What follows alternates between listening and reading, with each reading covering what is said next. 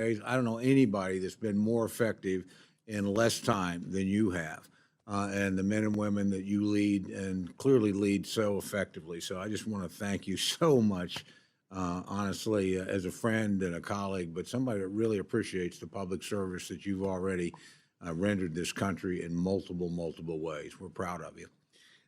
Thank you again, Mr. Chairman and Ranking Member Underwood. Thank you. Madam Secretary, we really appreciate you being here today. Let me begin by commending the brave men and women of this department who stand on the front lines each day to protect the homeland. Under new leadership, they've been empowered to fully carry out that fundamental duty. From day one, the Trump administration has made clear that protecting America is not negotiable, and this White House has taken immediate action to strengthen the security of our nation's borders and enforce existing immigration laws. The contrast from the Biden administration could not be clearer. Policies that allowed an open and lawless border have ended, and the message is clear.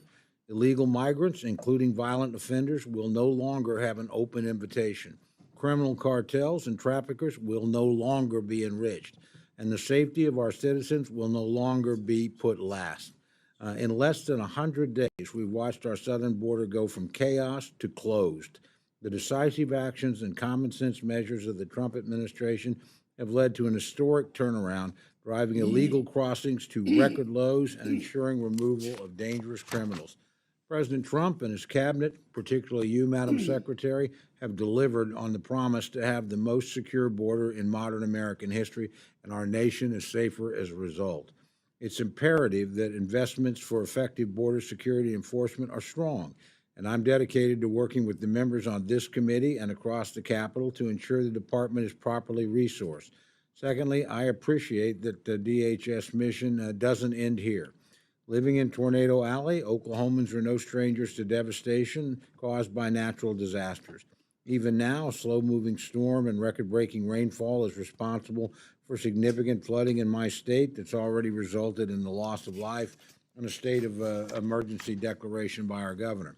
When state and local resources are exhausted, we do rely on FEMA to bring additional capabilities that save residents, remove debris, and help our fellow citizens rebuild.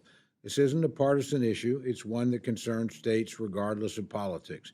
I look forward to a discussion on ways to reform FEMA and improve federal emergency response capability while eliminating inefficiencies and wasteful spending. Programs like the Building Resilient Infrastructure in Communities, or BRIC, grants have provided many communities with the means to mitigate the next disaster before it strikes, potentially saving taxpayers even more money. I support efforts like these that give local communities, including those in rural Oklahoma, resources to prevent further destruction. Madam Secretary, I know we're both committed to ensuring a safer and stronger communities across our nation. And thank you again for being here today. I look forward to your testimony. More importantly, just thank you for the job you're doing for the American people. The results have been spectacular and immediate, beyond, I think, what any of us could have expected. And that's in no small measure to the manner in which you've led. So we're grateful for your service. With that, Mr. Chairman, I yield back. Thank you, Mr. Chairman. The chair wishes to put on the record that I have received no requests from anybody in the administration, the minority, or the majority that I do an opening statement. Accordingly, I will not be doing one. Not unusual. Madam Secretary, without objection, your full written statement will be entered into the record. With that in mind, we would ask you to summarize your opening statement to within 5 minutes. But, gentlelady from South Dakota, the floor is yours. Well, thank you, Mr. Chairman, and thank you, Ranking Member Underwood, and members of this committee for giving me the honor of being before you today. As a former colleague of the House of Representatives, I recognize the important role that you play in oversight over the federal government and our agencies, and I'm grateful for the chance to come here and talk about all of the good work that the Department of Homeland Security has done, the employees and the people who walk alongside us each and every day to follow through on what President Trump has committed to the American people, and that is to make America safe again. Today, I'm very proud of the accomplishments that we've tackled, and we've delivered the most secure border in American history. At the southern border, we have obtained near total control with daily encounters now, down over 93% since President Trump took office. March saw the lowest number of border encounters in recorded history in the history of the United States of America at just under 7,200. That means that there were days where we had less than 200 encounters, which again is the lowest in recorded history. Under the previous administration, U.S. Customs and Border Protection was at times encountering over 15,000 people a day, which mean efforts were diverted into processing and facilitating an invasion of our country instead of doing their jobs. This astonishing turnaround is a testament to the resolve and to the leadership of President Trump to make America safe again, and it is accomplished by the incredible work of the people of the department. The secure border has allowed the Border Patrol to zero in on cartels and their illicit activity, and President Trump has designated 6 different cartels and criminal gangs as foreign terrorist organizations. This has allowed us to use a whole-of-government approach to go after drug traffickers, human traffickers, and in March, fentanyl traffic at the border fell by 54% compared to the previous year.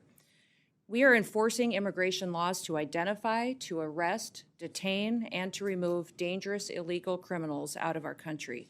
And we're prioritizing individuals that have committed crimes in our communities. Aliens are a threat to our public safety and to our national security, and especially those that are affiliated with terrorist organizations such as Tren de Aragua and MS-13. This includes those who have final orders of removal in place, are a priority for this administration. We've also worked with President Trump on his America First trade agenda through the U.S. Customs and Border Patrol actions and enforcement. The Biden administration hollowed out America's industrial base, and they shipped our jobs overseas. Well, President Trump is changing all of that. His actions are proving that tariffs are an effective negotiating tool to address trade imbalances. And in fact, companies are reshoring jobs here in America every single day.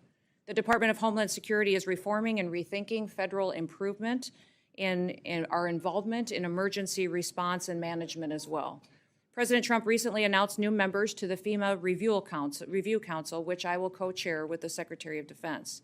Now, this council is charged with fixing a broken system, and it is a system that will, when fixed, return power to state emergency management directors to make America safe again.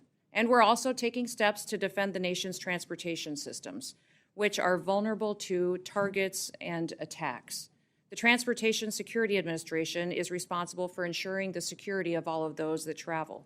In a single day, there are over 45,000 flights and nearly 2.9 people travel on our airlines and our passengers in the United States. We're fulfilling our obligation to enforce and to launch Real ID in order to follow federal law that was enacted nearly 20 years ago. Validated IDs will secure travel, safeguard our elections, and make sure that we never experience and work to prevent a 9/11 attack again. As technology advances, so do the threats to our nation, and that's why cybersecurity is so crucial to our future. Countries like Communist China have both the capability and the intent to infiltrate and to potentially disrupt our critical infrastructure systems. The Homeland Security Department is responsible for 10 of the 16 different critical infrastructures. And despite these threats, the Biden administration instead used CISA to play politics and to police speech. Under President Trump, we've been working to get CISA back on mission and to make sure that they're focused on cybersecurity. Now, the Coast Guard is the only branch of our military and our U.S. Armed Forces that is under the umbrella of the Department of Homeland Security, and it has many different missions with specialized needs going forward. As we secure our southern border, the cartels have shifted their activities to our maritime borders, and the Coast Guard has already surpassed fiscal year 2024 in the amount of drug interdiction numbers that they have encountered, and they have also excelled at search and rescue and illegal interdiction. Since the Coast Guard is facing our greatest readiness crisis right now since World War II, we need to act to make sure they have the tools, training, and equipment that they need to be the tip of the spear in our national security response. We have a plan to reinvigorate the Coast Guard, and this is a critical component of our Homeland Security mission. Now, with Force Design 2028, which some of you may have heard about already, we will transform the Coast Guard into a more agile, capable, and a responsive force.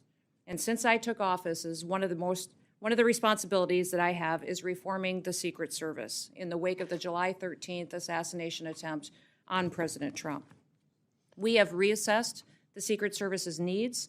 We've refocused recruitment away from what the Biden administration was prioritizing with DEI objectives, and instead bring people in with experience and with training that align with the agency's zero-fail mission. These accomplishments are just a portion, Mr. Chairman, of what the department has achieved in just 100 days. And with the support of this committee, we'll be able to make the department more efficient and more effective into the future.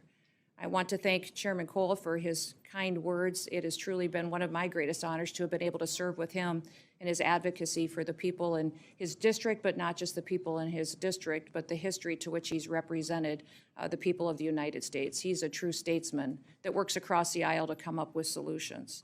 I'm so grateful for all of you, but I'm grateful for the people that work every day in the Department of Homeland Security. They are examples of bravery and dedication, patriotism, and perseverance.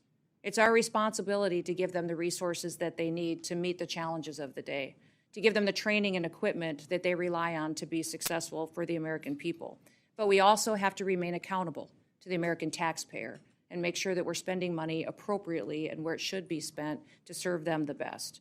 So thank you for the opportunity to be here today. And with that, Mr. Chairman, I look forward to your questions.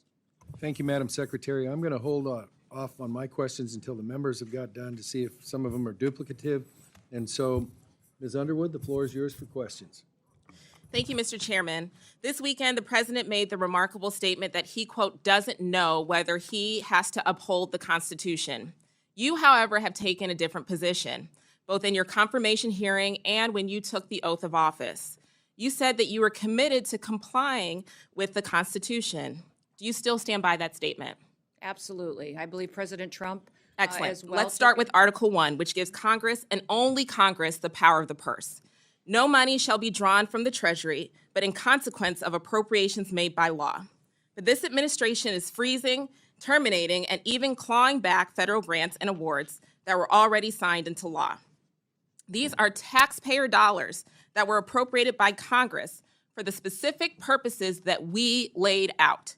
So, Secretary, let me ask you, do you believe the administration has the authority to subvert appropriations law to freeze and terminate congressional funding?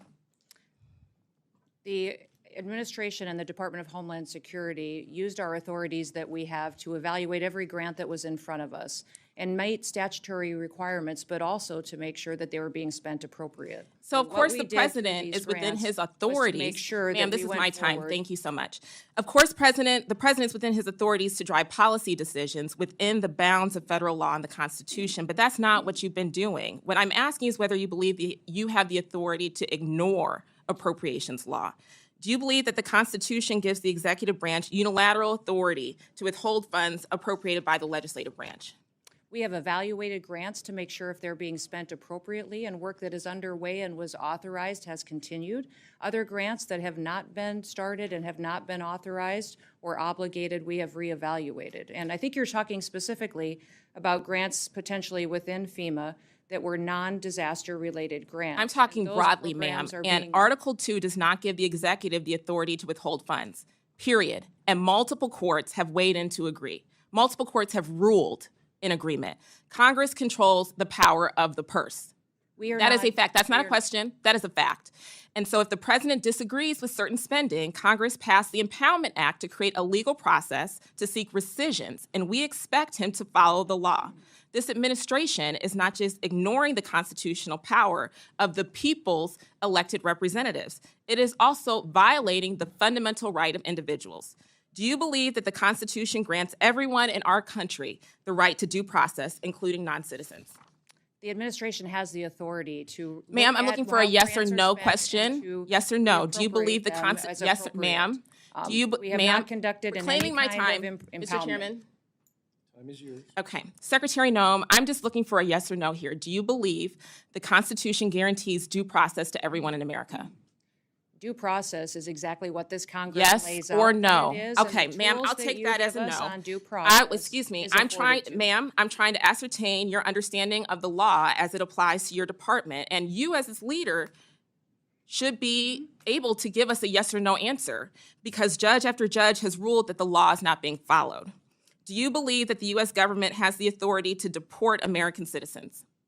No, and we are not deporting great. U.S. citizens. I'm so happy to hear that you do not believe that the law gives you that authority, because the federal government has no authority under U.S. laws to deport any American citizen. And as I know, everyone viewing this hearing today knows that several American citizens have been deported to haven't. date. That is not Secretary true. Noem, that was not a question. Secretary Noem, that oath that we both swore before taking office was to protect and defend the Constitution of the United States, not the president, not a political party, the Constitution.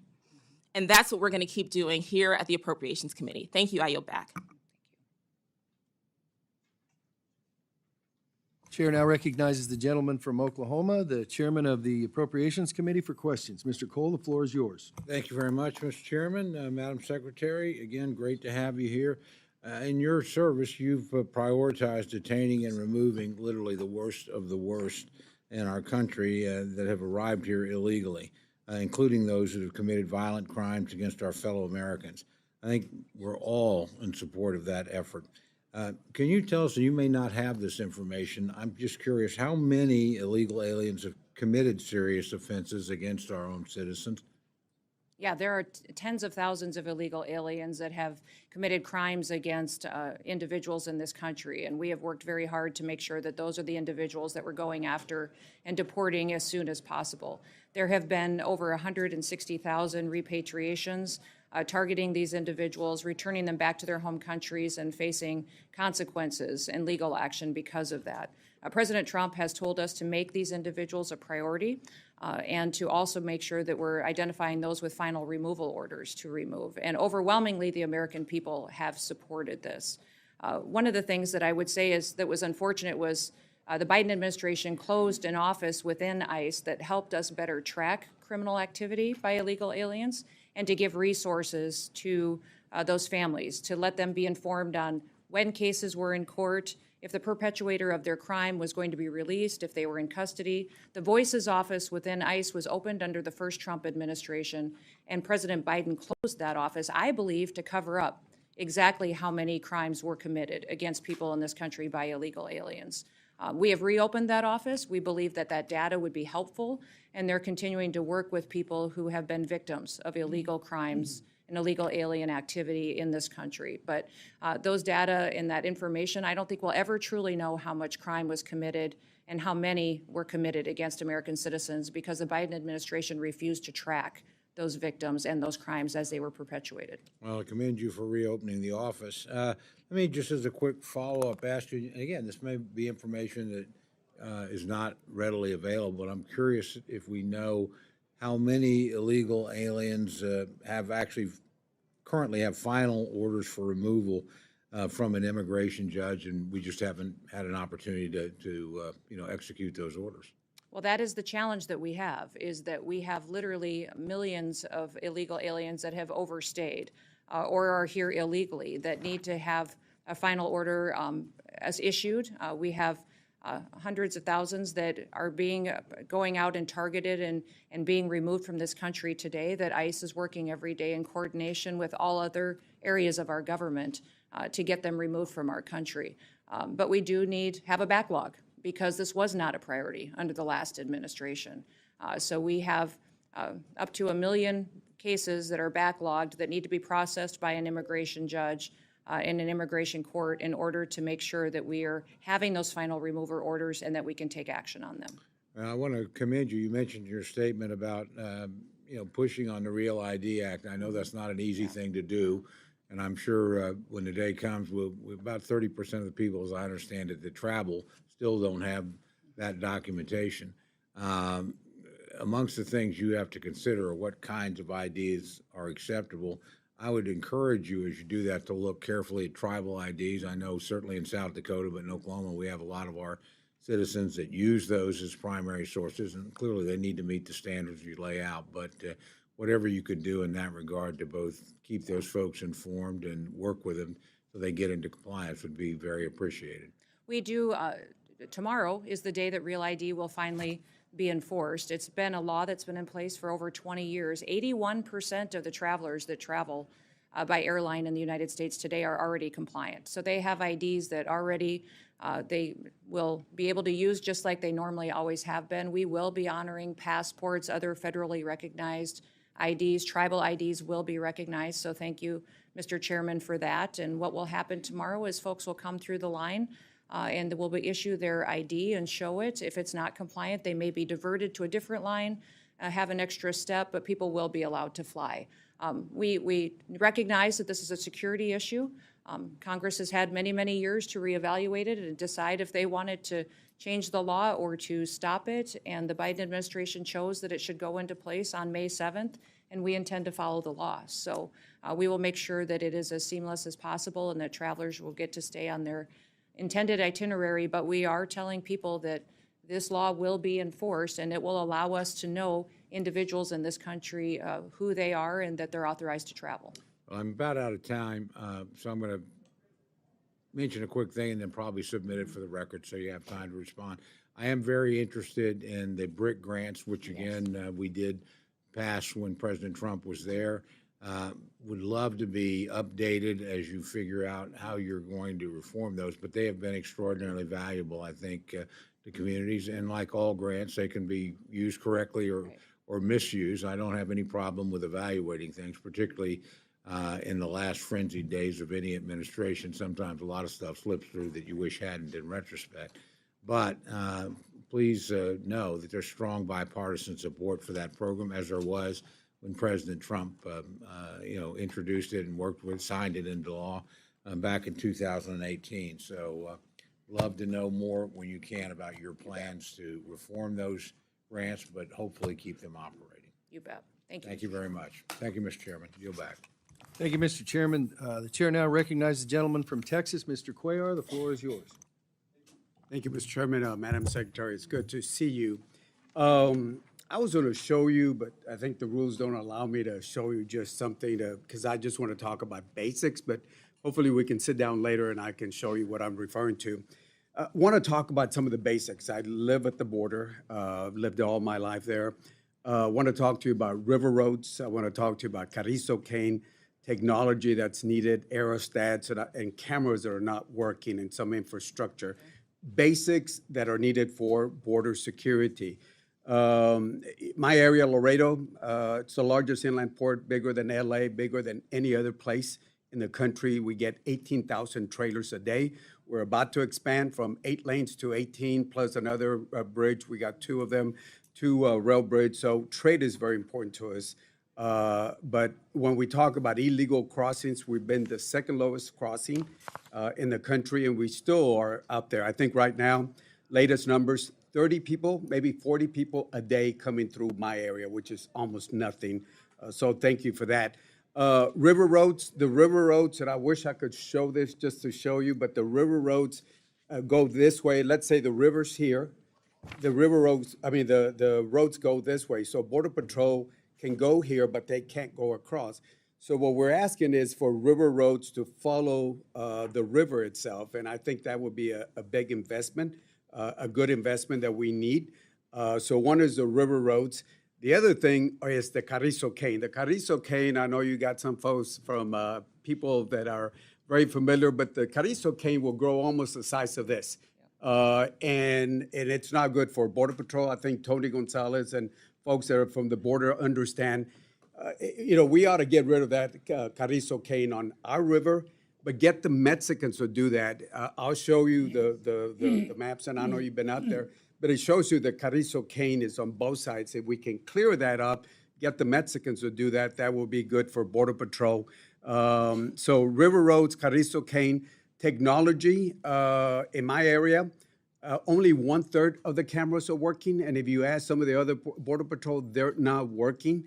Basically, they're using the RVS, which is an old model. They're trying to get the AST towers where more better to use, or whatever technology. But this old technology is like going to a car and you fix it, and they keep coming. The same thing they're doing right now, they keep bringing folks who are coming in to fix it up. 1/3 of the cameras are working, 2/3 are not working. That's not right. Procurement process needs to be better so they can move faster to buy that technology. And finally, there are dead spots. Even now, with the modern technology, Border Patrol can be in certain areas and dangerous areas and they don't have the technology and radio that's working. Aerostats, the military has a lot of them in surplus. The problem is in the past administrations, they've hired contractors that Homeland was paying too much money. So we need to look at those aerostats that are available from the military surplus itself. Border Patrol, I think right now we got 19,327. We funded 22,000, and we need to hire more. OFO, the men and women in blue, were at 26,334. We're still below the modeling, so we need to hire those officers. So those are some of the things, and I know I gave you a whole bunch of things, but there's the basic things that are important to Border Patrol.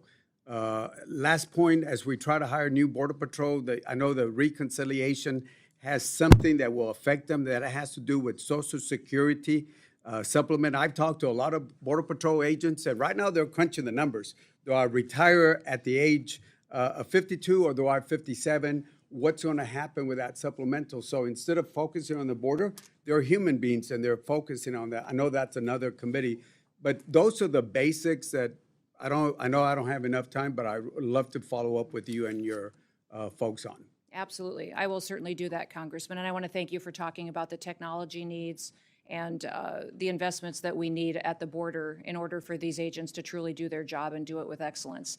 I will tell you that recruitment at CBP is up over 50%.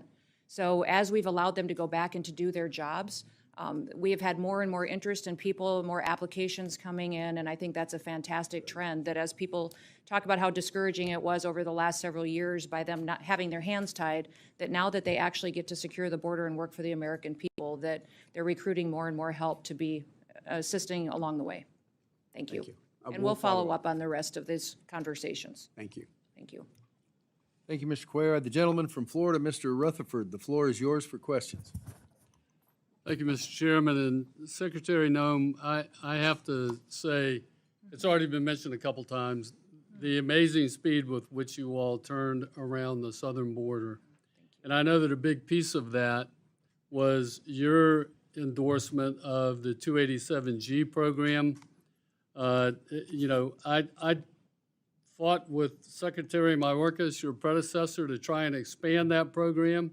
He refused to do it, even though his own acting ICE secretary said in a hearing before this committee that 287G was the best thing since sliced bread because it protected officers and the community. And so I want to thank you for that. You all came in and overnight, it seems, added 300 agencies to the 287G program. That's an amazing accomplishment, and I think that's a reason for a lot of the success that you've seen there. In fact, my own agency, where I had started 287G back 15 years ago, we were part of Operation Tidal Wave, and just great success in Florida with all the sheriffs and chiefs coming together. 1,120 illegal aliens taken off the street, 63% of which, Madam Secretary, actually had criminal arrests and convictions prior to that. So two questions about 287G. Number one, what can we do to help you get more agencies involved? And number two, what do you need from the standpoint of technology? You just mentioned the technology. What can we do to help you get those agencies trained and the technology that they need to get into those databases so that we can actually run these 287G programs, which are better than sliced bread, at top efficiency? Yeah, well, thank you, Congressman, for talking about this program, because it is incredibly important to our strategy of having the enforcement that we need to really address the criminal activities that we've seen out on the ground.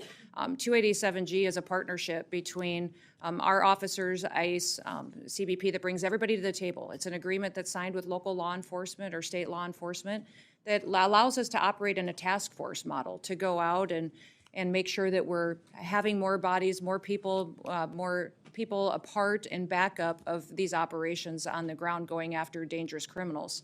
We have today, I believe, 598 agreements out there across the country, over 6,200 different officers that has brought alongside of us to work alongside of us to protect our communities, and they've done incredible work. You referenced what was done in Florida on Operation Tidal Wave. Those 1,120 dangerous criminals are off the streets now today, and they are people that were here illegally, broke our laws, and now they are having the opportunity to face consequences and to go home to their home countries.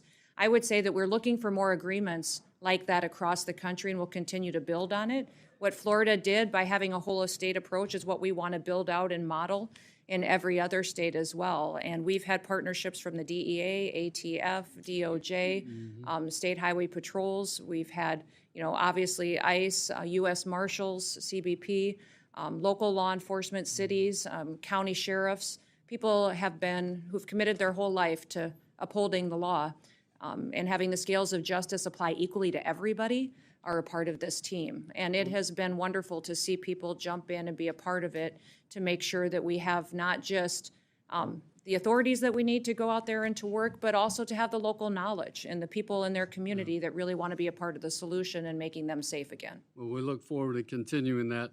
I want to ask very quickly, I don't have much time left, but I want to ask about these recalcitrant countries that, we have 1.2 million deportation orders out there that are waiting for these countries to take them back. I was shocked under the Biden administration that Secretary Mayorkas claimed he couldn't send them home because they wouldn't take them. But now I understand that now that you're in charge of DHS and the Trump administration State Department working together, that there's been some change in that. And can you talk a little bit about how that's going? Yeah, so the Department of State is the entity that negotiates travel documents and the ability to repatriate people back to their home countries. And they've done phenomenal work in giving us the opportunity to do that. There are some countries that are still refusing to take their own citizens, and I would reiterate that every single country has a responsibility to take their citizens back. And that has always been something that has been an international common sense agreement that has existed. Many of the countries today, even as they are working with us, aren't taking their citizens home very quickly. They may limit us to 1 or 2 planes a week. Mexico had a limitation on us for quite a period of time, even a limitation on what kind of aircraft we could use. And so working with those countries is a diplomatic job that consistently needs to be stayed on top of. So many times while we have people that are brought into our facilities and ready to be returned home, getting those travel documents and the permission to return them to their countries is incredibly important. Thank you very much for getting them out. I see my time's expired. I yield back. Chair recognizes the gentleman from Hawaii, Mr. Case. The floor is yours for questions. Thank you, Mr. Chair. Madam Secretary, I appreciate your rosy report on the Department of Homeland Security. I have a different view on where the department is today and where you, and by you I'm going to refer to the President, the administration, and you as Secretary, are taking it as reflected into your actions and budgets, not just in your words. But I think it's important that we start by some points of agreement. First of all, I think you would agree, I hope you would agree, that the 270 or so thousand members of the DHS workforce, if that's what the figure is now, and we would it's like to posted. find out what the figure is at some point, spread across your 22 departments, all deserve our praise for their dedication, for serving our country every day, and they also deserve our professional respect. I think we would also agree that the efforts to legally reduce illegal immigration and illegal drugs of the past couple of years across our borders are paying off and should be continued. So I agree with you on those things. Overall, however, and focusing on the budget, because this is the Appropriations Committee, what little you have shown us thus far of your FY 2026 budget, it looks like you are definitely overfunding some efforts, mainly for messaging purposes, at the expense of some other efforts that are really critical, such as cybersecurity, disaster prevention and mitigation, transportation security. And you're using budget gimmicks to misdirect and conceal your intent. On your budget gimmicks, you claim a 65% increase in DHS's overall budget, targeted at the border, drugs, and the Coast Guard. But all of that increase or more is loaded into your separate reconciliation bill. You have essentially, for this purposes of this committee, level funded DHS and loaded all of the extra money into reconciliation. First of all, aside from completely sidetracking this particular committee, which is supposed to be doing that funding, you should know, if you don't already, that this is not an appropriate use of reconciliation. It's intended to maintain the illusion of responsible budgeting.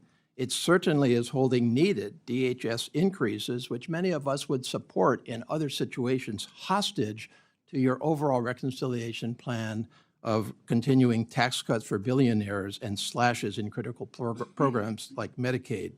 So the question I have, and it's a rhetorical question since I'm making a statement here, is why don't you just come into this committee and say it straight? We need a 65% or more increase in DHS to actually protect our national security. Your increase is also heavily skewed to the border generally and CPB specifically, some $20 billion, all of it in reconciliation. And nobody disputes that CPB needs help. I've been to the border 3 times myself. I've spent time with the agents, and certainly personnel and equipment costs are necessary. But a question that I have from an oversight perspective is, if you are claiming such success at the border, which without spending all of this extra money, which you're now asking for, do we need to do that at the expense of other programs? And I mean the non-personnel stuff. You're also loading half of your reconciliation increase into the U.S. Coast Guard, $21 billion. And everybody agrees that the Coast Guard needs help. It's critical in the Indo-Pacific, where you have actually withdrawn from the Indo-Pacific, which I think was a tremendous mistake. Why don't you just ask for that in your base budget rather than trying to hide and extort it in reconciliation? Your budget also ignores and even attacks other critical functions of DHS, the Cybersecurity and Infrastructure Security Agency, or CISA, which I think we would all agree is critical to direct national defense, but also civilian infrastructure, which is the most exposed right now, and the reliance of foreign countries on our expertise to help them with their cybersecurity, and yet you propose to reduce CISA by 20% in your base budget. And I don't think that you can claim that that's all somehow Biden misdirection. FEMA, another example of misbudgeting in my view. You, first of all, collectively have directed very incorrect and outright mean criticism at FEMA, which is just undeserved by FEMA. And it's time to put the political campaign behind us and acknowledge that FEMA is doing a good job. They did an outstanding job on Maui, and I sat with them on Maui when they were trying their very best and did their very best while their president was criticizing their work. We don't need this, and further, we certainly need to fund them adequately. Transportation Security Administration, same basic observation, a critical agency which you have not adequately funded. So fundamentally, my time is running short. Obviously, this is a critical agency. It deserves to be led responsibly and transparently. It deserves to be budgeted for transparently and responsibly. And until we get there, I do not feel safer under your leadership at DHS. Well, thank you, Mr. Chairman. If I can respond quickly.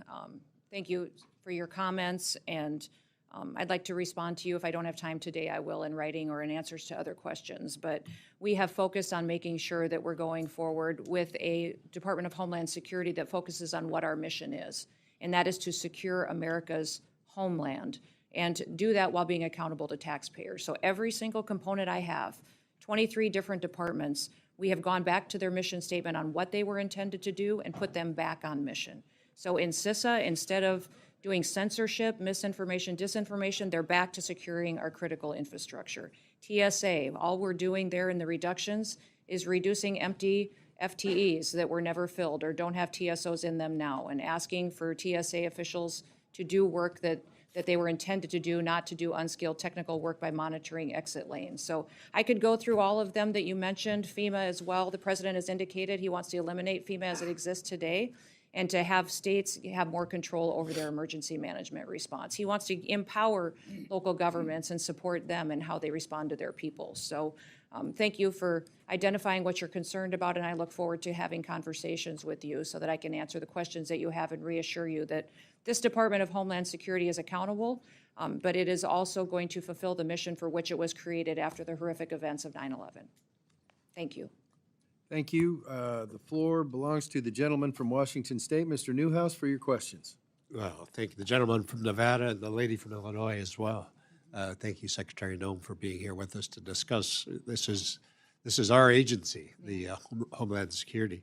I want to focus on a couple things that I've spent a lot of time working on, and when you were in the House, you did too, and I want to thank you for that. That has to do with agricultural labor. I was very delighted to hear President Trump in early April make several, and I thought were very important comments about the agricultural labor force, as well as some of the, what would you call, hotel, entertainment kind of workers, whose current workforce certainly lack a legal status. So I'm talking about H-2A and H-2B. He proposed a plan to allow undocumented agricultural workers an opportunity to touch back with the ability to come back to the United States with achieving a legal status. I can't overestimate or overstate the importance, as you know, of an agricultural labor force to produce food and fiber in our country. So I wanted you to, if you could, provide any kind of an update that you could share with us on the discussions there at the cabinet level. But also, in that same vein, a major cattle producer and processor in Washington and Idaho recently shared some of their concerns with I believe it's called the termination of parole process for Cubans, Haitians, Venezuelans, and Nicaraguans. Apparently, the workforce there, up to 15% of their workforce is made up of people from those countries. And so I wanted to give you an opportunity to either speak with us about that or follow up with my staff later. No, thank you so much for talking about the important programs that we have to facilitate a workforce in this country that have contributed so much in certain industries in different areas going forward. President Trump has been very clear that he believes that people that are here illegally need to go home. He has backed that up with his policies that you don't get to come into this country and have the law apply to some people and not others, that the scales of justice should apply equally to everyone, and that individuals who are here illegally need to face consequences for that and go home. I think one of the reasons that you've heard us recently talk about self-deportation is because our preference is that the individuals who are here illegally self-deport. We will facilitate purchasing their plane ticket and a stipend once they return to their home country, so they have the opportunity to do exactly what you talked about by touchback. They have the opportunity to come back to America then and to do it the right way. They will face the consequences for breaking our laws originally, but we want everybody to have the opportunity to be a part of the American dream. If individuals who are here illegally wait until we have to go out and find them, arrest them, deport them, spend up to $17,000 by getting them back home to their home countries, President Trump has been very clear. They will never get the chance to come back. So I would encourage everyone in this country that is in these industries to proactively tell the story. That's why you've seen us aggressively carrying the message to people that the United States is now following the law, that we are now securing our borders, and that we're getting people out of our country who've broken our laws. But if you do work with us, that you will have the opportunity to come back.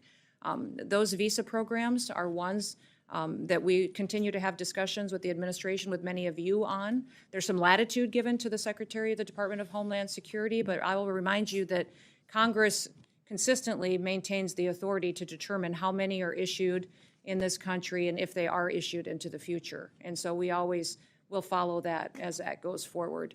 And as you talk about the importance of what the work we do at the Department of Homeland Security, I know that working with these folks that are in these different industries, that we will continue to have those conversations with all of you. When we talk about different policies that the department is following, many times it's Congress, it's the House of Representatives and Senate who sets the policy that we are following and gives us the authority to do and take the actions that we are. Okay, very good. Look forward to working with you Yes, more thank you. on that. And just in the short amount of time I have left, the harbor maintenance tax. Yes. A lot of countries are essentially bypassing that, bringing goods, importing them to the United States through either Canada or Mexico, and foregoing and paying any kind of tax that way. In your, certainly we have a lot of illicit drugs coming through. We need to get a handle on that as well. But in your testimony, you highlighted the importance of the CBP enforcing tariffs on imports, and this seems to be an appropriate place to put a lot of time and energy. I'm going to, just so you know, I'll have some legislation here shortly addressing this kind of stuff, but I wanted to draw your attention to a lot of the efforts that other countries are going through to avoid paying that tax. Yeah, thank you for pointing that out and for talking about it in this committee hearing, because I think a lot of people don't realize that that's one of the factors that we're dealing with too at the federal level, is having other countries unfairly manipulate their processes to avoid paying what is due to the American people.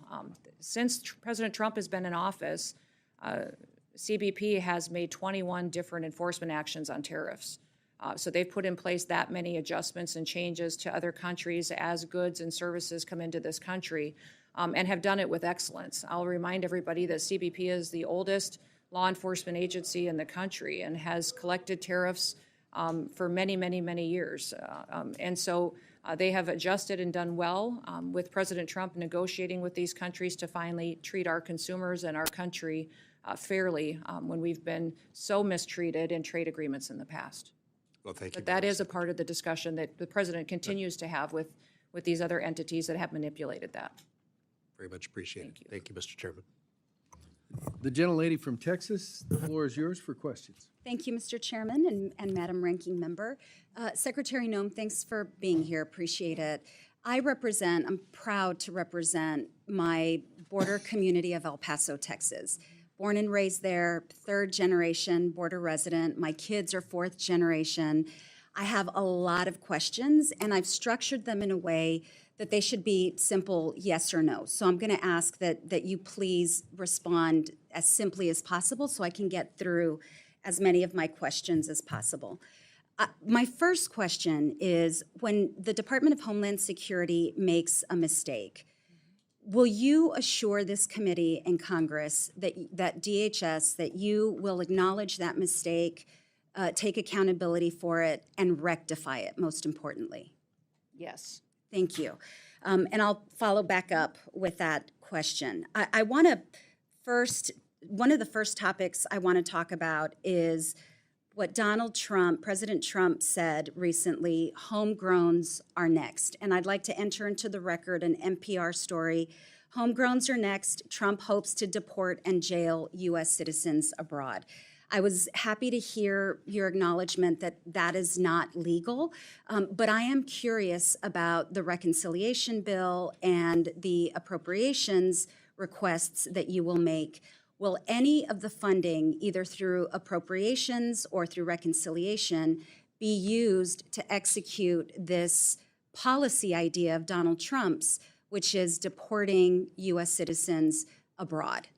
We have not deported any U.S. citizens, and so that false media narrative that you've heard out there just simply isn't true. Well, what I would say. So my question, yes or no, will comes the to reconciliation or and the dollars appropriations be used for that? The reconciliation dollars that we've asked for is $175 billion that will be focused and is reflected But in yes what the or no, president will it be released. used for those purposes which Donald Trump acknowledged We're is going to continue to use the policy? authorities and follow the Constitution to Okay. implement All right, policies that will make reclaiming my sure- time. I'd like to now focus on U.S. citizens who were deported. In fact, 3 children so far, likely more children. One of those children with cancer who was deported without the medication necessary to address that child's cancer. Again, a U.S. citizen. The lawyers have said that they were not given, the family was not given an opportunity to make plans for the kids. And so they were deported, essentially, again, U.S. citizens. I have a question about the forms that ICE is supposed to utilize when engaging with parents who have children, the parents who are being deported and the U.S. citizen children.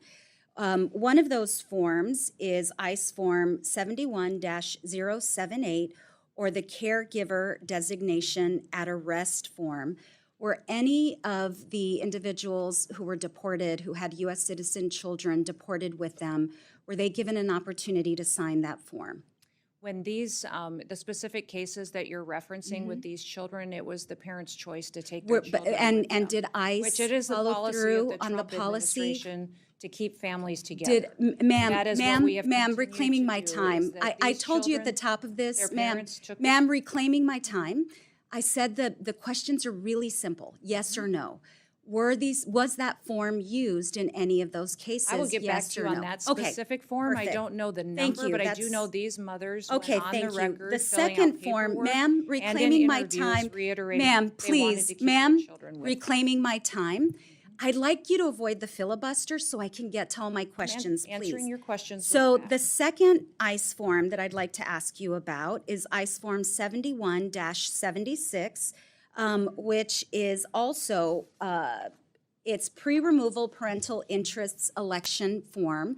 Can you get back to me on that? Were all of the parents allowed to sign that? Are the parents allowed to speak to lawyers before they're deported or to speak to their U.S. citizen spouses before they're deported? They are given the opportunity. Okay, so you can guarantee that every one of those parents, We followed all the normal policies and procedures and so they were everything. allowed Every to case was talk to a handled lawyer? That's a exactly yes? as it is authorized. Is that and a laid yes? out by- That's a yes? Everything was handled That's- appropriately and but correctly did in they all every get to single talk case to a that you've lawyer? addressed Okay, reclaiming my under the time. policy. Mr. Chairman, unfortunately, I'm out of time. I have a number of other questions we'll get to in the next round. Thank you.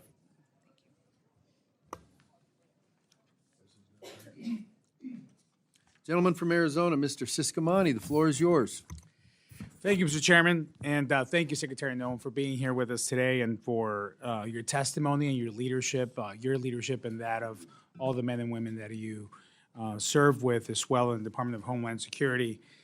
Like you, I come from a border state, and though the northern and southern borders are vastly different, I know you understand firsthand the challenges that our communities at the border face, as well as the value that they bring also to our states and our region.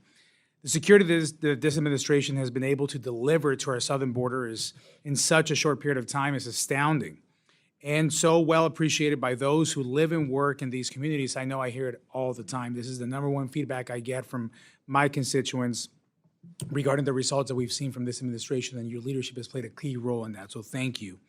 In the district that I represent, which is much of the Tucson sector of Border Patrol, we have historically seen high numbers of gotaways.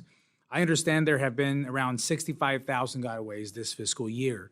What resources or what resource investments for both technology and infrastructure are you planning to make, and how those will be reduced in numbers for the future? The gotaways, of course, are troubling. We've seen a lot of the reported numbers come down, but these gotaways, that's I know it's a key issue for you as well and a focus. So on that, and then particularly, could you speak onto the technology that we'll be using in these rough terrain areas like Southern Arizona, which is so different from other border areas, including my friends in Texas. When you go to Arizona, it's just broad terrain, rough, some areas, hard to even build any kind of barrier or wall. So technology plays a big role there. Can you speak to that?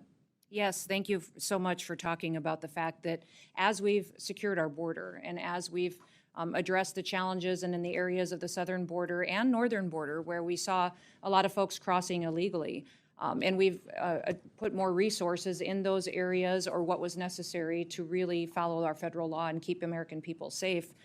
We've seen that some of the traffic has pushed to other areas, maybe areas that weren't well-traveled before, and now gotaways are trying to take advantage of that. They also have pushed heavily towards the maritime borders and out into the waters. The Coast Guard is seeing much more traffic. They're also seeing the cartel activity out there of trafficking of drugs and human beings and technologies that they're having a difficult time keeping up with. The Coast Guard has been neglected for many, many years, and they don't have the airframe and they don't have the cutters to keep up and even to manage and maintain the horsepower needs that they have to catch and interdict some of the smuggling activities that are going on. You referenced some of the rough terrain and what we need to do as far as CBP and investment on this border.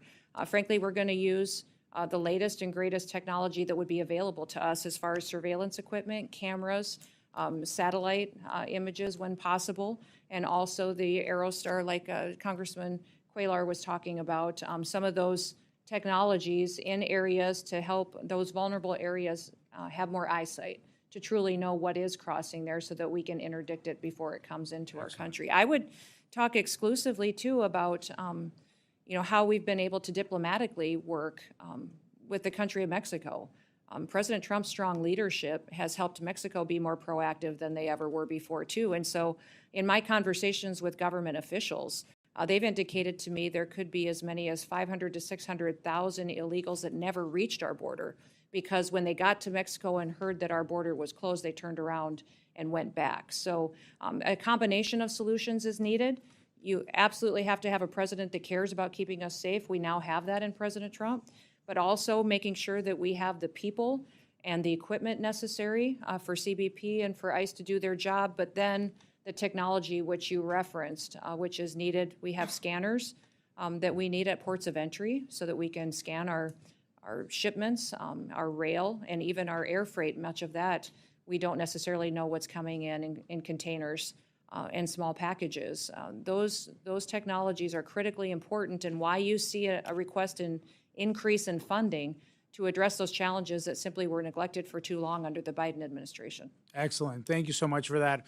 You mentioned the diplomatic conversations as well. I think that's something that doesn't get enough attention, of the power of strong leadership in the White House now and the reaction of not only Mexico, but the rest of Latin America on this. I think that's key, and we want to partner with Mexico and other countries on this. With the little time that I have left, do you mind just speaking of the morale of the agents and your efforts on recruiting and retention? I think that goes hand in hand with the technology piece as well. Yeah, the morale of the Department of Homeland Security agencies and departments and the employees that work there is fantastic. We have incredible numbers in recruitment, people who want to be a part of the agency that are signing up and submitting applications. I referenced earlier that CBP has over 50%, I believe it's 54% increase in recruitment. ICE as well, maintaining and excelling at its recruitment efforts and getting officers and people who want to be a part of the team or coming out of retirement.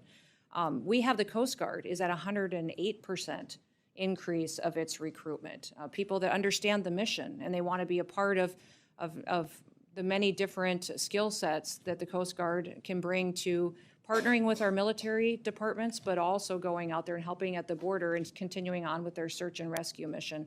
And then you look at the Secret Service, because of the recruitment efforts that we've had in putting those agents back on focusing, hiring expertise, hiring experience instead of DEI programs, the Secret Service recruitment is up almost 200%. The applications we've gotten have been fantastic by telling our story and that they can be a part of an agency that protects the most powerful in the world.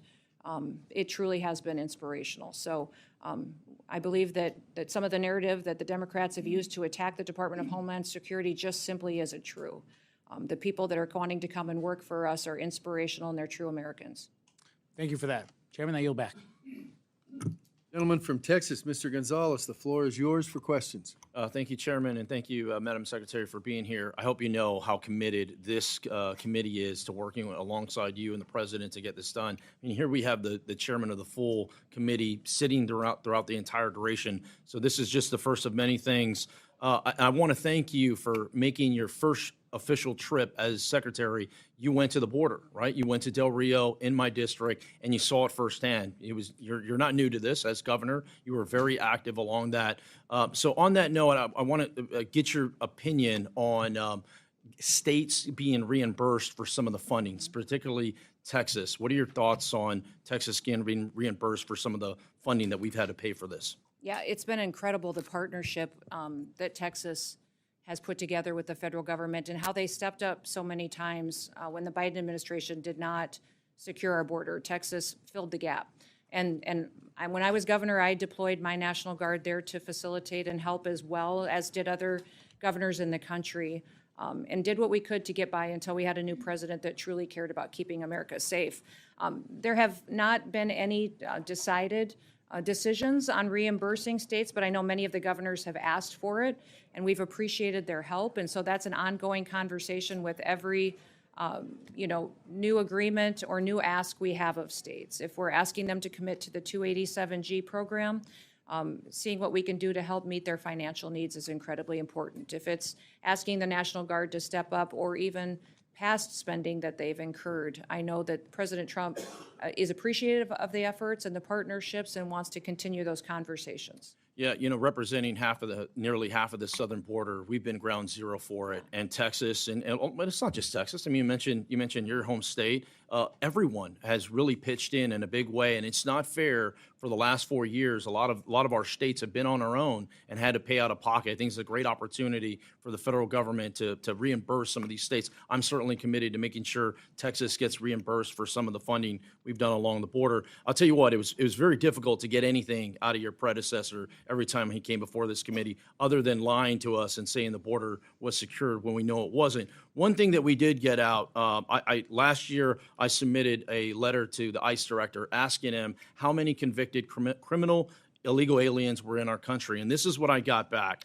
This is literally part of his response. Your letter requested the number of non-citizens on ICE's docket convicted or charged with a crime. As of July 21st, 2024, there were 662,566 non-citizens with criminal histories on ICE's national docket. That was nearly a year ago. Do you by chance have any updated numbers on how many convicted criminal aliens we still have loose in the country?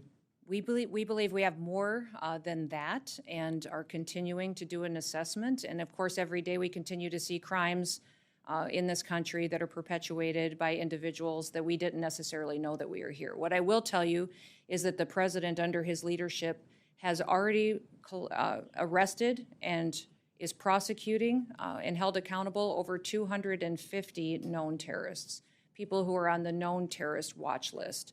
We have over 65,000 individuals that just ICE alone has arrested that are criminal aliens that are being held accountable for their crimes in their communities. We also talk extensively about different governors that we've been able to work with. Many of them have people within their facilities that have committed crimes that they've been arrested, and they're holding and detaining them. If they are illegals, many times they're facing their consequences in their jail and prison time before they can be returned to their country. So, these, by virtue of being in this country illegally, you are breaking the law and you are a criminal. And we've seen the previous administration pervert and manipulate their data and information to give us numbers that don't necessarily square with what the facts are on the ground. So there's many, many more criminals in this country, and we're going to continue to target and go after them to make sure that we're protecting families. I tell you what, one of the last administration was terrible at transparency, and I think it's a great opportunity for President Trump, along with yourself and other secretaries, to just be transparent to the American public, show them what we're dealing with. Once again, when we got that number back, it was it's jaw dropping to see there. My last point, I only have 26 limited time left. Myself and Michael Guest, my good colleague from Mississippi, both sit on the Homeland authorizing side. We've been working very hard through reconciliation. One of the things that I would highlight for you, we talked about many things, is infrastructure, in particularly checkpoints. Checkpoints not necessarily along the border, but in our interior, both at the southern and the northern border, I think are very, very important. Please don't lose sight of that. In Eagle Pass in particular, that checkpoint is way outdated for the amount of traffic that's been in there. I'd flag that for you. Look forward to working together and chatting more on how we build this out. Absolutely. Great. Thank you. With that, Chairman, I yield back. Gentleman yields back. Chair recognizes Mr. Guest from Mississippi. Thank you, Mr. Chairman. Madam Secretary, first I want to thank you, the men and women that you serve with, for the incredible success that you have been able to accomplish in just a short period of time.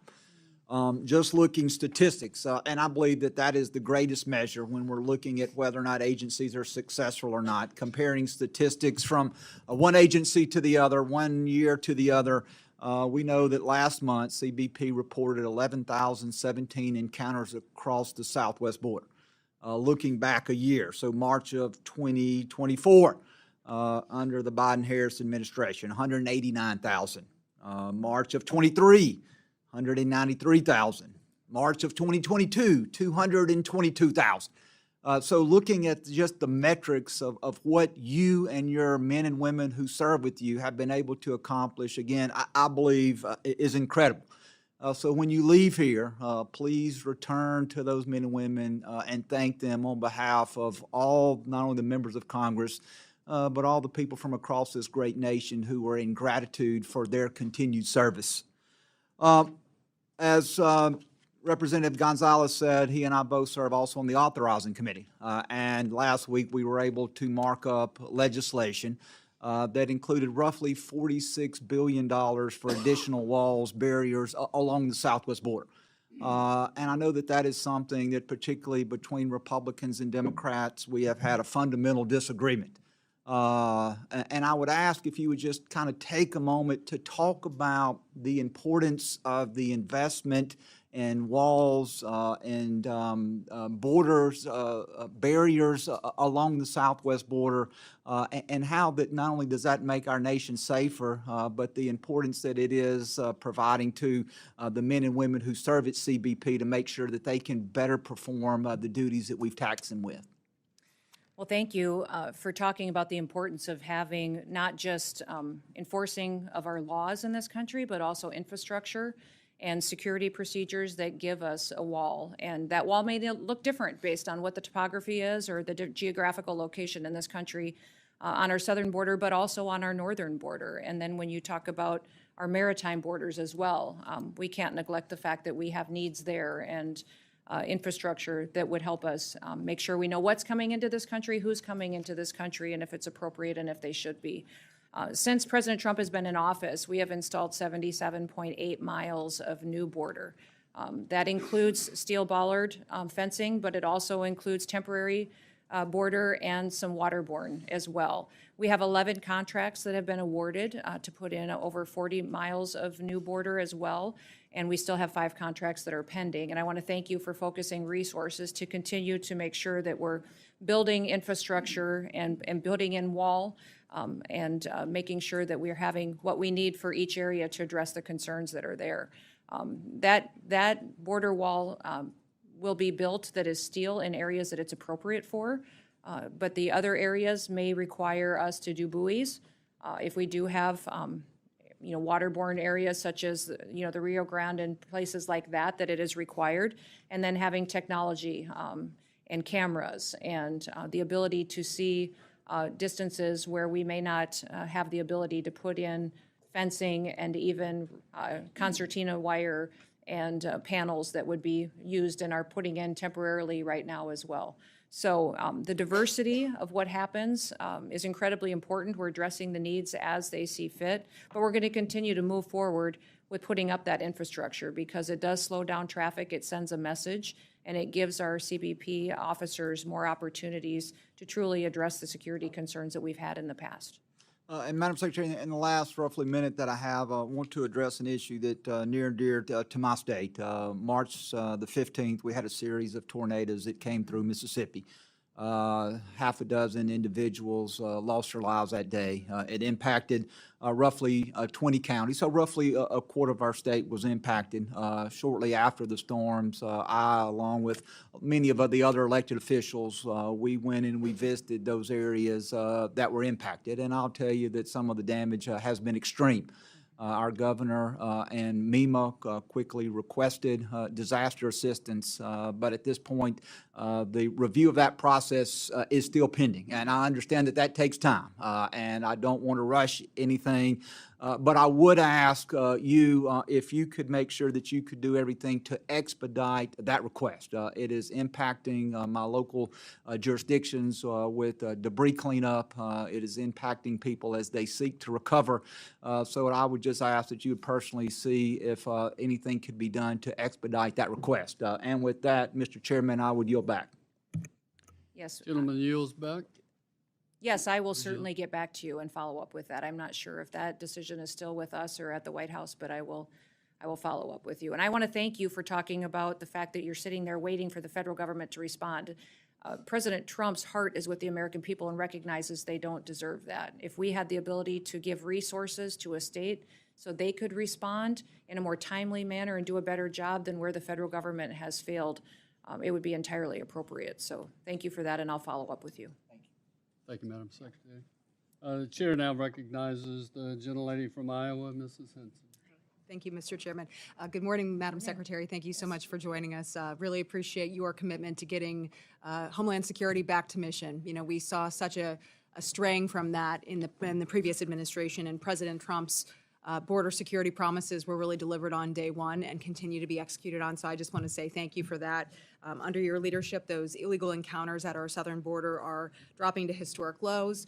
Our immigration laws are finally being enforced. The border wall is back under construction. DHS is finally working again on protecting the homeland. No new laws, but we have a new president and a new secretary, so I want to say thank you. Last year, before this committee, Secretary Mayorkas at the time came before us pushing the Biden administration's $4.7 billion Southwest Border Contingency Fund. All that really was a slush fund, we know, designed to bypass Congress and bankroll those failed policies and sanctuary cities doing their bidding. He claimed it was to manage surges, but those surges were of their own doing, sending a clear signal to illegal immigrants, the traffickers, the cartels, that our border was open for business for them. That wasn't enforcement, that was actual chaos at our southern border by the taxpayers' dime. So I see that as just one of the many blatant attempts for Secretary Mayorkas at the time and President Biden to misuse those taxpayer dollars intentionally without accountability. But again, under President Trump and your leadership, we have reversed course there. Programs like the Shelter and Services Program that enabled that abuse have been gutted, and their funding is now going to real border enforcement. So I'd like to drill down a little bit, Madam Secretary, on the misuse of those dollars under the last administration. Can you walk us through some of the specific programs or activities under the Biden administration that enabled this crisis and how you've worked to unwind those programs? Well, it was the Shelter and Services Program, which you referenced specifically. Those dollars were taken and manipulated to facilitate illegal activity and housing for illegal aliens and criminals that were in this country, and gave them a place to set up shop and to conduct their trafficking, their drug dealing, and also their crimes against their communities that they live in. A prime example is the Roosevelt Hotel in New York City. Filled with hundreds and hundreds of illegal aliens, many of them criminals, part of foreign terrorist organizations such as TDA, and in fact, Laken Riley's killer stayed there, and paid for by the American taxpayer, courtesy of Joe Biden, and those who supported him and his leadership in this country. That's what we're working to address, is to make sure that those dollars are no longer continue to be used in such a manner, and that programs like that have been misused are used for ways that secure this country and really follow through on what the mission of the Department of Homeland Security is. And that's to keep the American homeland safe and secure and to protect our communities. We have many of the grants and different dollars that we have out there being reevaluated. We're also utilizing several different programs and working with other different cabinet secretaries to make sure that our housing programs, our food assistance programs, our shelter services programs, even programs within other agencies, that if people are illegals and that it wasn't the authority of Congress and never the determining decision by Congress to make them be people who took advantage of those programs or to have access to them, that was ended.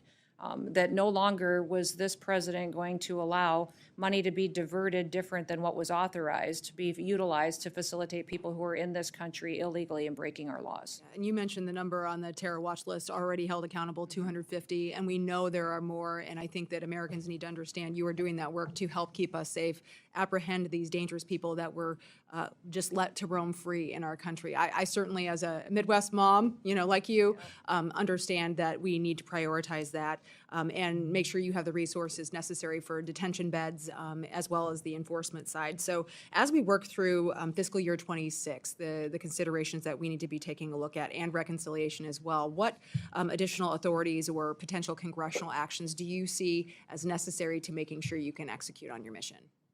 I would say the Department of Homeland Security is one of the largest agencies in the federal government, but has one of the smallest budgets. And it really is about when you look at what you're doing for fiscal year 26, and when you're looking at the reconciliation package, is to really determine where your priorities are, where Congress's priorities are. What is the responsibility of the federal government? What did our founders task us with as far as ensuring for the American people, and what rights did he remain with the people and with the state? And every decision that gets made here should be facilitated through that lens to make sure we're spending money appropriately. I always say, and have said for many, many years, no matter what topic comes up, what program, what agency, there's always going to be lobbyists who show up. There's very few people who show up in the room to lobby for the American taxpayer. And the job that you do in oversight is incredibly important. And I come to this role today not only as a wife and a mom and a grandma, but also as a business owner, someone who's been an employee for many different people, served in Congress, served in our legislature, but also as governor. And people need leadership that recognizes what the priorities are. And so every different component that I have under my responsibility, we are putting back on mission and making sure that they are fulfilling the duties to which they were created. So thank you for considering the reconciliation package. It will be considering the amount of people that are in this country illegally, many of them perpetuating crimes. We need the resources to continue doing what President Trump has promised the American people, to get these individuals out of our country and make sure that they come into our country, if they self-deport, when they come back, that they do so the right way, and that they can be a part of the American dream in the future. Thank you again to you and President Trump for redirecting those resources where they are intended to go. Really appreciate that. And Mr. Chairman, I yield back. Chair now recognizes for second round the ranking member from Illinois, Ms. Underwood. Thank you, Mr. Chairman. Secretary Noem, you've designated the Army's 250th birthday parade in Washington, D.C. on June 14th as a national special security event, meaning DHS will use taxpayer funding to help with enhanced security and support. June 14th is also President Trump's 79th birthday. At the same time that this administration is canceling critical cybersecurity and disaster recovery funding under the guise of so-called waste and abuse, it's being publicly reported that this event will involve a full military presence crossing the Potomac from the Pentagon to Constitution Avenue. We recently received your fiscal year 2025 spend plans for the Secret Service, but the costs for this event were not included. What do you estimate you'll be spending on this, and how do you plan to pay for it? I can get those details and get back to you. I don't have them with me today, but I will certainly take that as a follow-up to your question. Okay. Do you plan to designate NSSEs for the birthdays of other branches of our armed services that do not share their birthday with the president, but also happen to be celebrating their 250th anniversaries in 2025? I will look and work with the administration and with the different departments and agencies to identify what would be appropriate for all of those, and we'll continue to keep you updated on that as well. Now I want to focus on CISA for a moment. America is under constant and growing threat from cyber criminals and foreign adversaries, as we're still seeing with Salt Typhoon. Last week you said we should, quote, just wait for the president's grand cyber plan. But you have not waited to erode the department's cyber defense capabilities by removing resources and personnel from CISA and other components. Meanwhile, bad actors are burrowing further into the critical infrastructure of this country. On what date can we expect to receive the president's cyber plan, and why are you moving forward now with workforce reductions and other changes to relevant DHS components without it?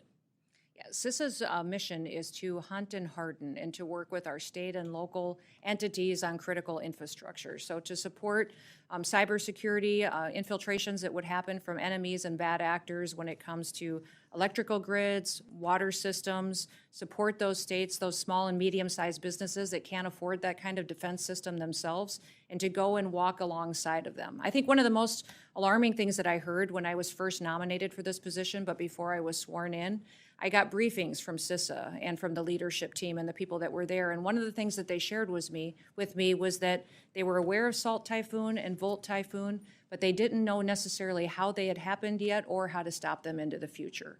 That was alarming to me. It was alarming to me that we had the nation's top leading cybersecurity agency that didn't know how to stop the PRC and our enemies from coming in and hacking into our systems. And if we think a pandemic was scary, wait until the PRC in China comes in and shuts down our electricity. Obviously. And So our when are we water. getting So the president's cyber plan? that is what CISA is focusing on, is making sure that we're approaching cybersecurity from the importance that it is. I had a direct All we've- question. Yes. Do you know when the president's cyber plan will be released? It will be coming out shortly, and that is the president's prerogative. okay. I have been Thank you. advising him on what Thank that you. will look like. and Despite the when growing we will cyber get it. threats, your budget cuts nearly $500 million, $500 million from the main agency charged with protecting our federal networks and so much more. So if you are so outraged by the threat of the PRC and our federal networks, why are you cutting $500 million? When you recently spoke at the RSA conference, you said that we needed to put CISA, quote, back on mission. But let's be clear, that mission is designated for you. We in the Congress told you in the department and CISA how to execute on that mission.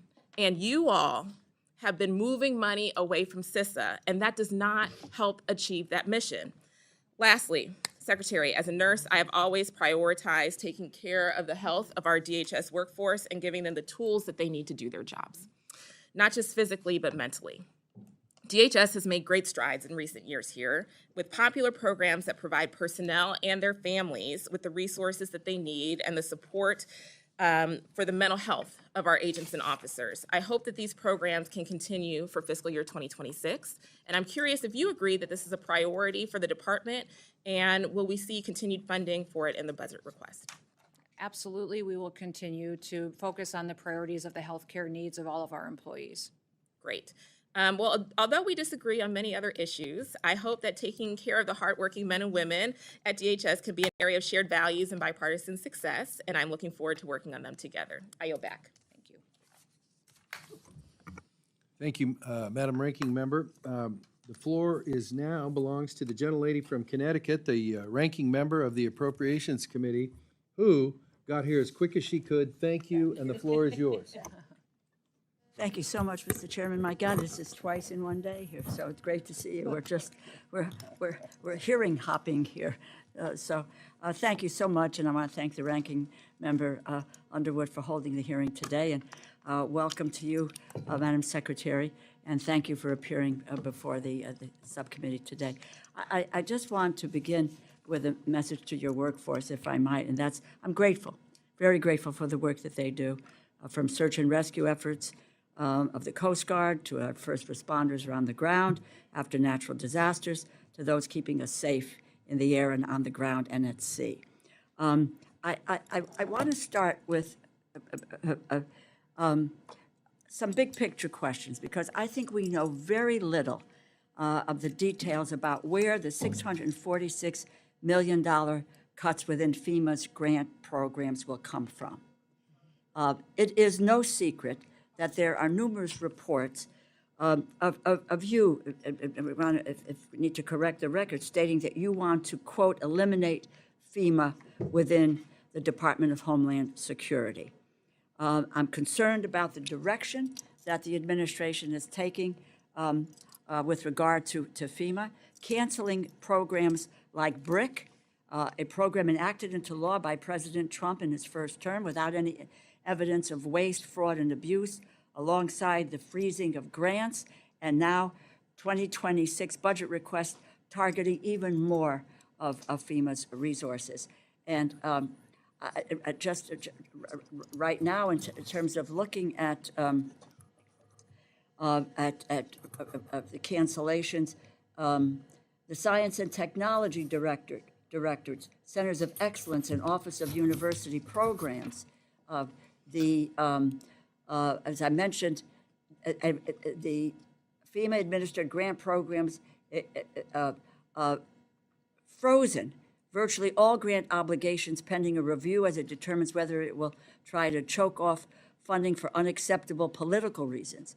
Resources for states and communities to respond to disasters, secure firefighting equipment, protect against terrorism, secure our ports, and much more is being held up. And as I mentioned, the cancellation of the BRIC program, funding to support hazard mitigation, reduce the toll of future disasters, save lives.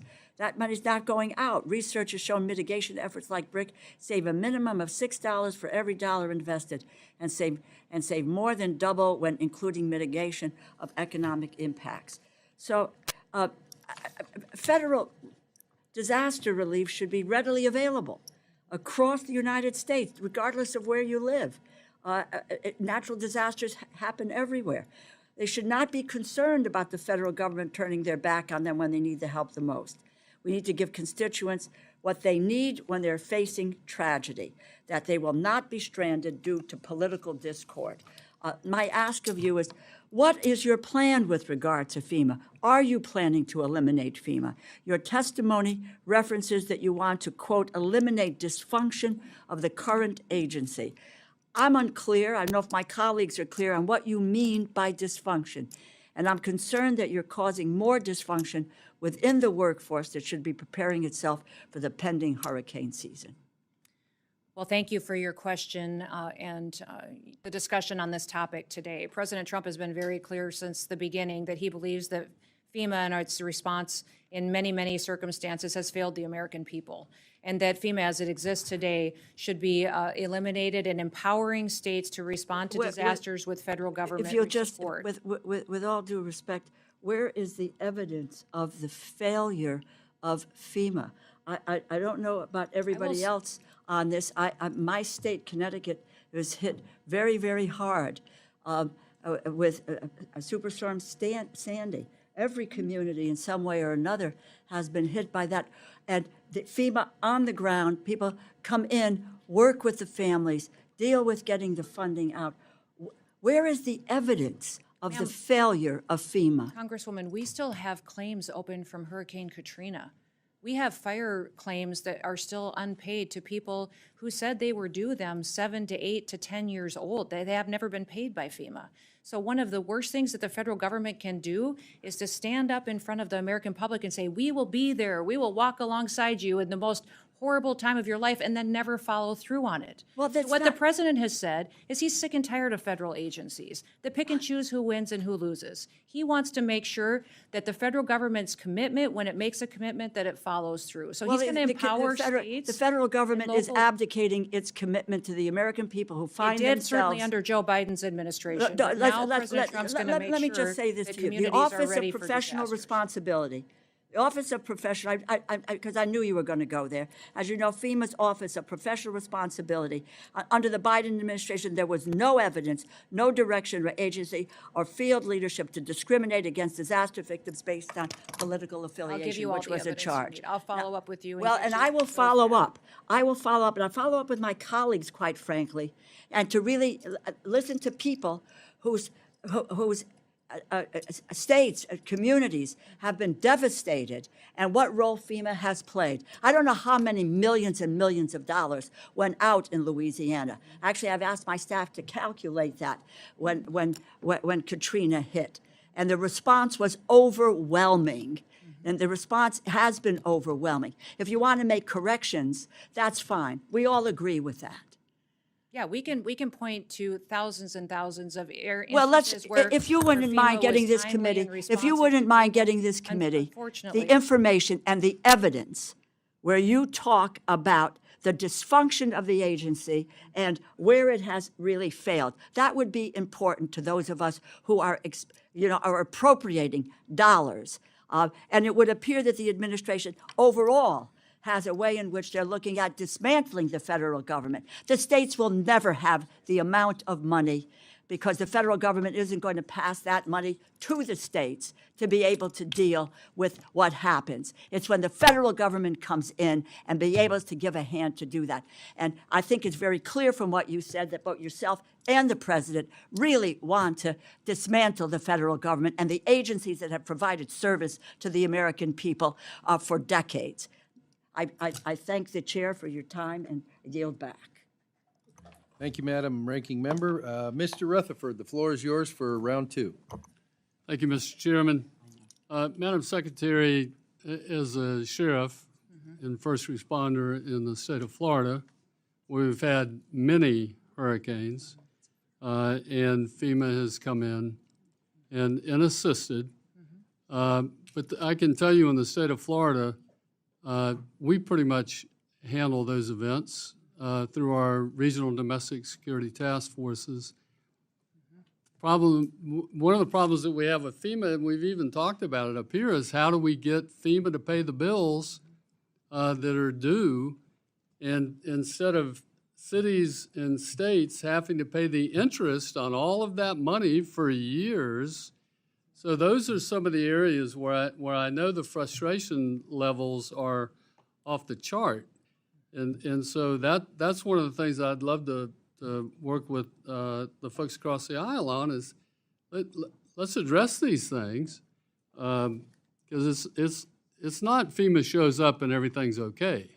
It's quite the contrary, actually. So, but I do want to ask about this. In your written statement, you mentioned the designation, the administration's designation of the 6 cartels and 2 transnationals as terrorist organizations. And, you know, these FTOs, foreign terrorist organizations, that designation is critically important. And I know a lot of discussion has been had about CISA, but can you talk just a little bit about, to put some minds at ease, I think, how is it that this designation, I'm sorry, that this designation, sorry about that. You're good. But how this designation actually helps with the administration being able to work, sharing information between the civilian and the military to actually go after these folks who are killing our citizens with their drugs. I think it was 23. We had over 107,000 Americans die of poisoning coming across the southern border. They're also looking to weaponize drones to be used against our law enforcement officers at the southern border. They're the ones helping to finance all of this, or were financing all this mass migration.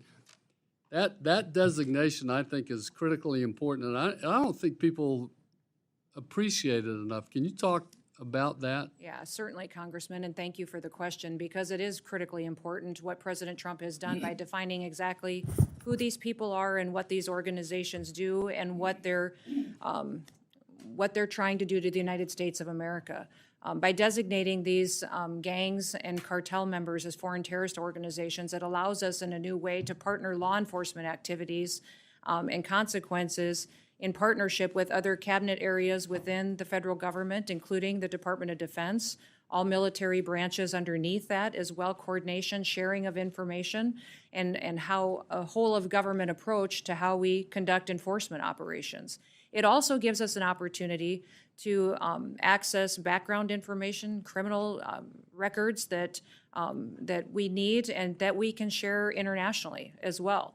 And clearly, when you look at the cartels and their activity, their partnership and their facilitation of other countries and their software, their technology to launder money for the Chinese, the PRC businesses that are out there that are seeking to destroy the United States of America, that partnership that they have built over the years and the sophistication to which they operate, we have to be prepared for. We have to recognize what they are, what level they're at, how they're continuing to recruit members and affiliates, and how more and more dangerous they get to be the longer that they operate in the United States without consequences. So that partnership that we have with the Department of Defense, our military and all branches, but then also bringing all of the authorities of the President of the United States to the table to go after these criminal organizations, really recognizes them for what they are. They are terrorists. They are perpetuating terror and fear in our communities, and we have to make sure that we take them out now. Yeah, they're not just drug organizations. Correct. anymore. Correct. Thank They you are very laundering much, money, Madam. trafficking individuals, killing our children. And I've said this for many years about China. China doesn't just steal our IP, manipulate their currency, build up their military to someday have a conflict with the United States of America. They're systematically killing our next generation of Americans. They're Killed over using a 60,000 just with poison, fentanyl. yes, to infiltrate our country and to kill off our young Thank you very Americans, much. knowing it weakens us far into the future. Thank you, Madam Secretary, and I yield back, Mr. Chairman. Thank you, Mr. Rutherford. Mr. Cuellar, floor is yours for 5 minutes for a second round. Thank you, Mr. Chairman. Madam Secretary, let me go back to the basics of what I think are needed. We talked about Carrizo Cane River roads, but there's also, in the middle of the river, there are islands. And I got them in the Laredo area, I got them in the Stark County, I don't know if my colleagues have. The bad guys will come in and use those islands and then jump over. We've talked to the International Boundary Water Commission and our Border Patrol folks. That's one area that we ought to focus on to get rid of those islands, and it'd be better for the flow so the river water can go down there to other places. So islands is in the middle of the island, of the areas. The other thing is buoys. Actually, years ago, I brought it up to Border Patrol, but I said, as long as you talk to the International Boundary Water Commission, so it can be okay. I know the state of Texas had one, but it was like a quarter of a mile, and the river is 1,200 miles, so it's like a stamp in the middle of a football field. So we got to look at areas that they will be necessary if we use that, but as long as the International Boundary Water Commission is involved. Retirement, I'll go back to the retirement. It's another committee that's looking at this retirement, but there will be, to be exact, 2,325 Border Patrol agents that will be eligible to retire this year. They're looking at that change, depending what they do, the other committee. We could lose a lot of folks by the end of the year, so we got to make sure that the other committees are working with you. I would say also that you said that recruitment is up 50%, but we got to close the deal. That is actually hire the Border Patrol agents, and one of the big problems is the polygraph. The polygraph exam is the biggest problem to hiring Border Patrol agents on that, and we can follow up on that particular issue. Port technology, not only in between, but at the ports, 86% of the people that are caught at checkpoints and at the ports of entry are not illegals. They're actually U.S. citizens, according to the U.S. Sentencing Commission. So we got to put the technology also at the port of entries so we can move legitimate trade and commerce. Playing defense on the 20-yard line, I've been talking about this, and I think y'all are doing some of that. I'd rather play defense on the 20-yard line with Mexico, Guatemala, and the other places than our 1-yard line. There is language that we have proposed, but without due respect, the prior administration was not interested in this, but there's language that can give you certain authorities where you can play more on the 20-yard line. Which is, again, because the more people we stop over there, less people will come to our border itself. Technology, I know that we've talked about technology, but the drone threat is very real. In fact, just to let you know, a couple of weeks ago, a Border Patrol drone in the Laredo sector was taken down by the cartel operators, which means that cartels now have technology that can take down law enforcement drones. And they do the surveillance. They know what we're doing. And by the time we get through our procurement process to get our drones, years are going. They don't have any procurement rules. They just go to Best Buy and buy all the Best Buys, and they just use off-the-shelf things. So, I hope we can look at that technology also. The other thing is, again, and I'm sorry, I've been communicating with the Border Patrol unions on this, that the dead zones that we talked about, it is a real problem. It is a real problem. There are areas where they can't even talk and communicate, so those dead zones are very important. Finally, I think it was brought up, the infrastructure. Let's not forget about the basic infrastructure, and I'm talking about checkpoints, Eagle Pass, Freer, Laredo, and I know we've already put $15 million they're doing a design in the Laredo one. That checkpoint, because Laredo's the largest inland port, but if that checkpoint was a port of entry, it would be the 4th largest port in the whole country. The reason we had a problem where some migrants died on those trailers is because Border Patrol will look, and if the lines are a mile long, they will just wave them, and the bad guys have an idea where to put them. So they wave that trailer with the migrants that died in San Antonio. So checkpoints like Mr. Gonzalez has mentioned, the basic stuff is very, very important. Finally, I'll close up with a border wall. On the border wall, again, I think you said where appropriate, which is important. The state of Texas, I've always said, don't condemn, but maybe if you look at the possibility of leasing, the state of Texas put it in the law, don't condemn land, but you go ahead and you ease them. And now there are landowners that preempted the federal government because the state will lease out and not condemn itself on that. So I can go on a border wall for a long time, but keep in mind that the largest, and I'll close with this point, the largest amount of people that got here before this last flow were visa overstays. And by the way, the biggest violator was Canada. I'm not asking for a wall with Canada, but it was visa overstays, especially from Canada. So we just got to look at data-driven solutions and look forward to working with you. Absolutely. Thank you, Congressman. Thank you. Thank you, Mr. Chairman. Gentleman from Washington State, Mr. Newhouse, the floor is yours. Thank you, Mr. Chairman. Before I get cut off by the gentleman from Nevada, if I talk too long, I will. No, I just wanted to extend an invitation to you, Madam Secretary, to come out to my district to visit the Spokane border sector as well as the Orville station and also inland Washington. But we have a Coast Guard navigation team in Kennewick, so Fantastic. as sharing border states, it would be a good thing for you to see. I just wanted to say one thing. The recent skinny budget proposed notable cuts to CISA, as you've heard many of my colleagues mention several times. I just wanted to mention that last summer and in March, I believe, CISA provided some farmers and ranchers in my district a briefing and training on protecting food from farm to table with cybersecurity and protective emphasis workshop. And I just wanted to encourage you to look at that. I think it was very well received, and I think it would be a good thing for a program to continue using. Let me ask about sanctuary jurisdictions. I believe state and local partnerships truly are important for the agents and the officers at DHS to execute their mission. How have sanctuary jurisdictions or state or municipal governments hindered the agency's mission to protect the homeland?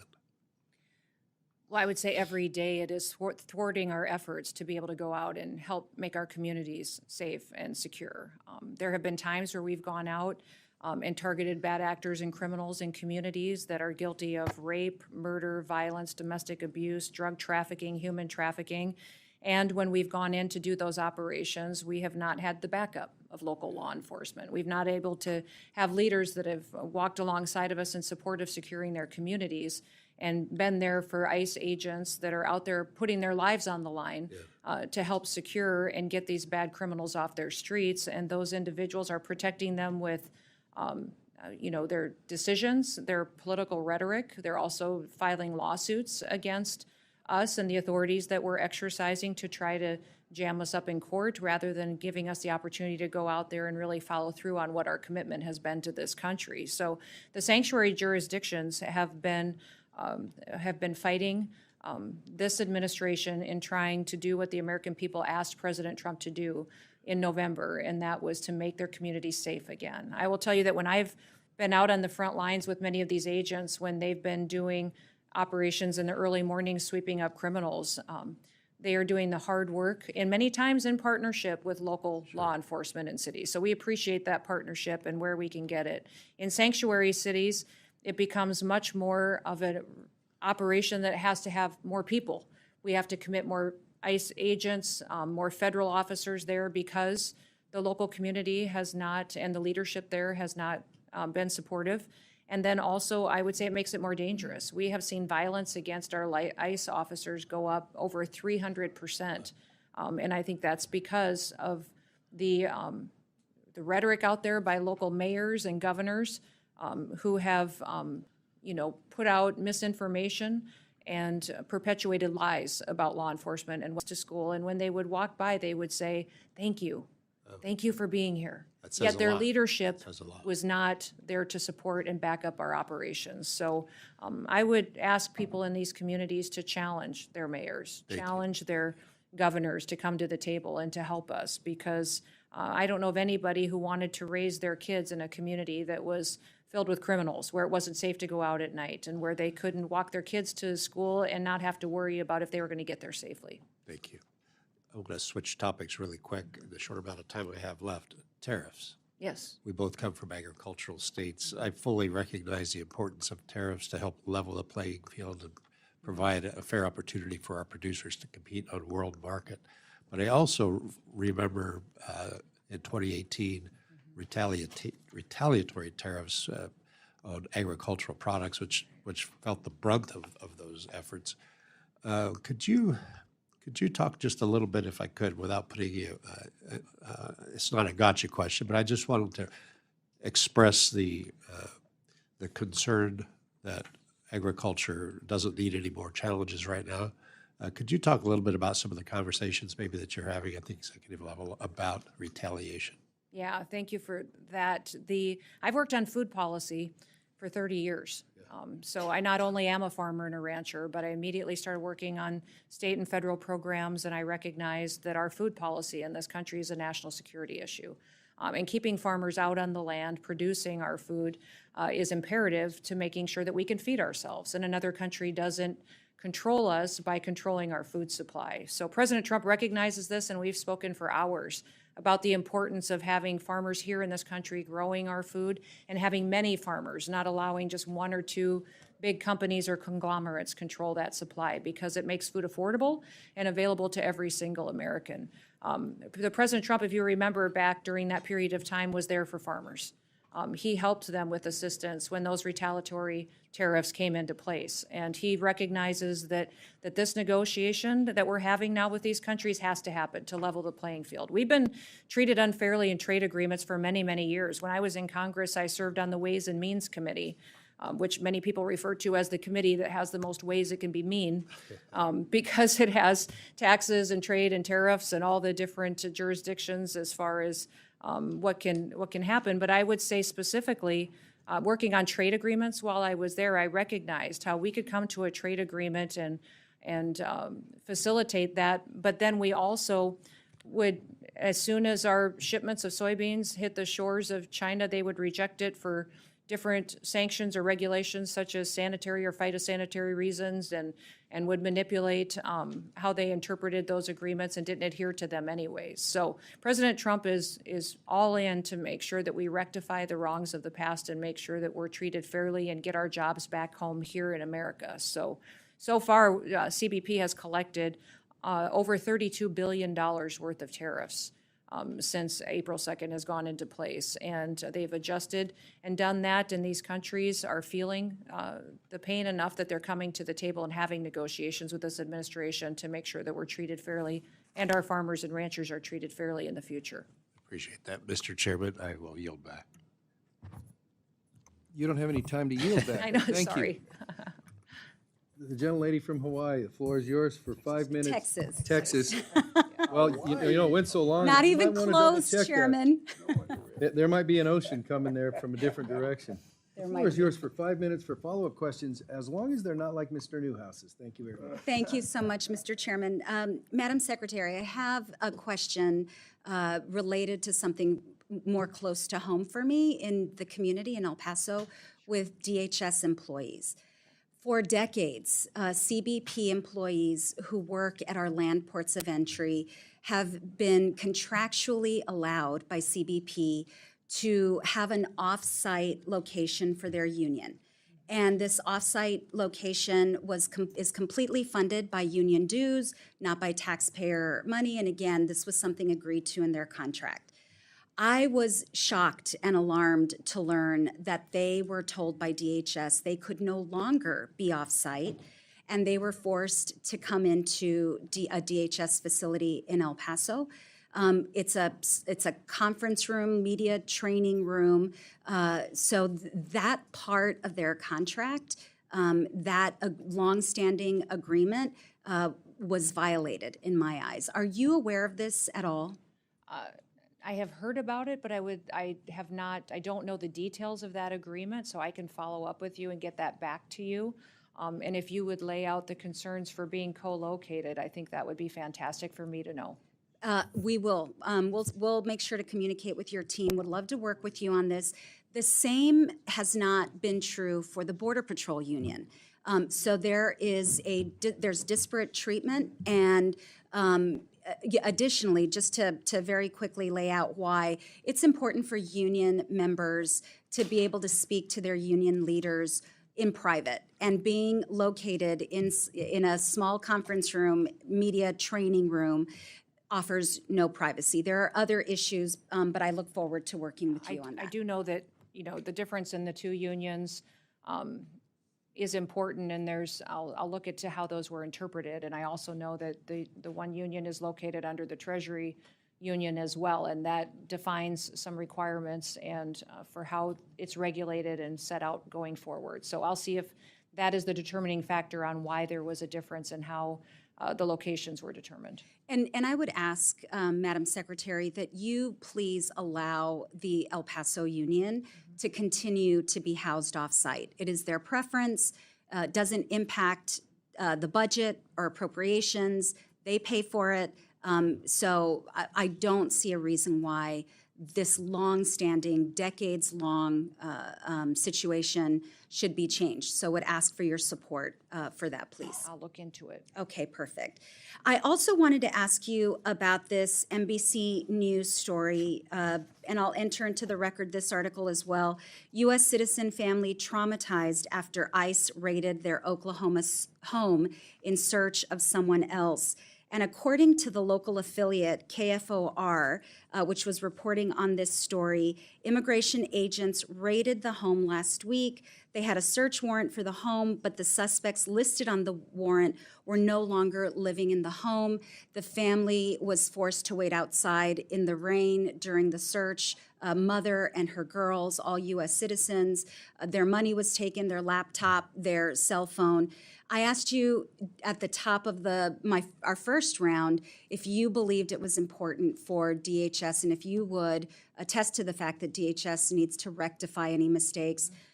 If this were a mistake, will you ensure that this family, this U.S. citizen family, gets its property back in a timely manner?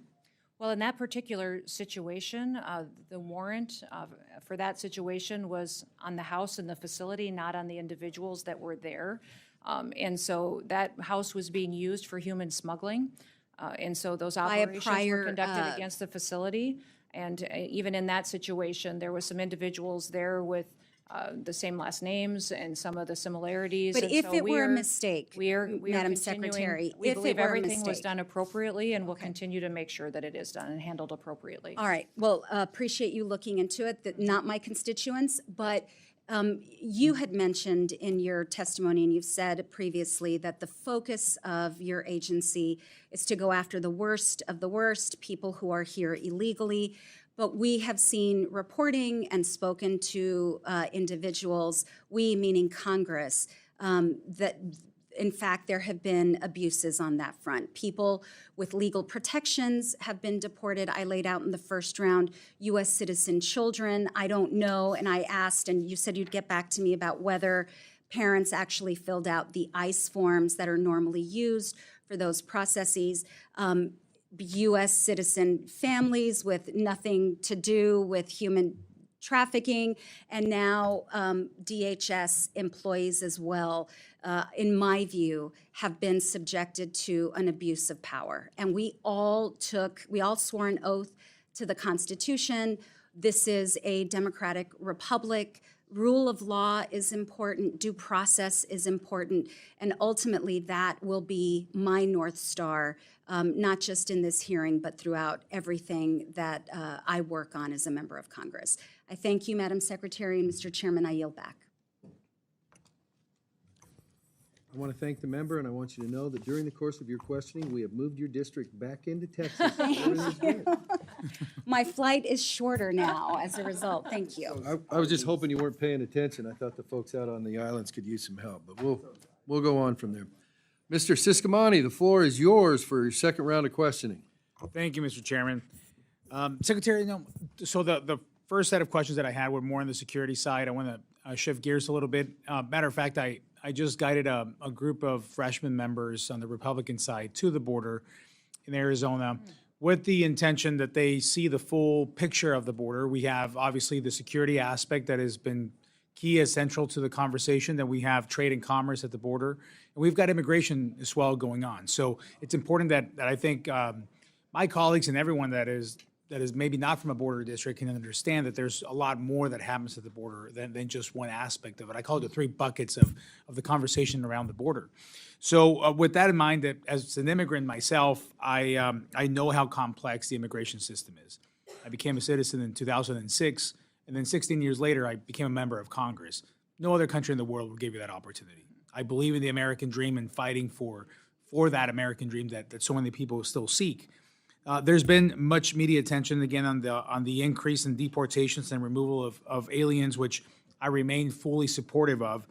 That being said, I think we should also be highlighting and incentivizing those who are going through the process legally and those that are seeking to come to the country through the legal channels, and make that process less burdensome in order to disincentivize the use of cartels and bad actors. In my family's experience, it took us 13 years from the moment we came into the U.S. to the moment we became U.S. citizens. There have to be some improvements around these guidelines. So can you speak on how your budget request will facilitate easier legal pathways for potential immigrants?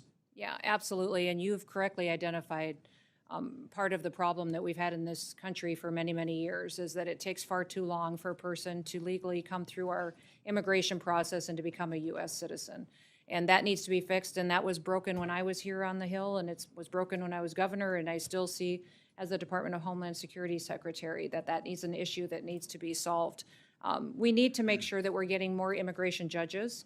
I've been having conversations with our Attorney General, Pam Bondi, and with the Department of Justice on what we can do to get more judges to the table so that we can process not just backlogged claims, but illegal applications to come to this country as well, and then more immigration courts. So when you look at not just the fiscal year 26 request, but also reconciliation dollars, it is to address the needs that we have to address the invasion, secure the border, to make sure that our ICE officers have enough backup, help, equipment, and tools going forward to make sure that we're addressing what has happened here criminally and illegally, but also addressing within our other agencies what we can do to make sure that we're processing those legal applications and getting that taken care of. President Trump is determined to do that, and we have that addressed in the budget request from the different cabinet secretaries and agencies to make sure we have the resources to start getting after that backlog. Excellent, excellent. You know, on the same topic of when we look at immigration and we look at workforce as well, those are very much attached. I just had Secretary Lori Chavez Dreamer in Tucson yesterday.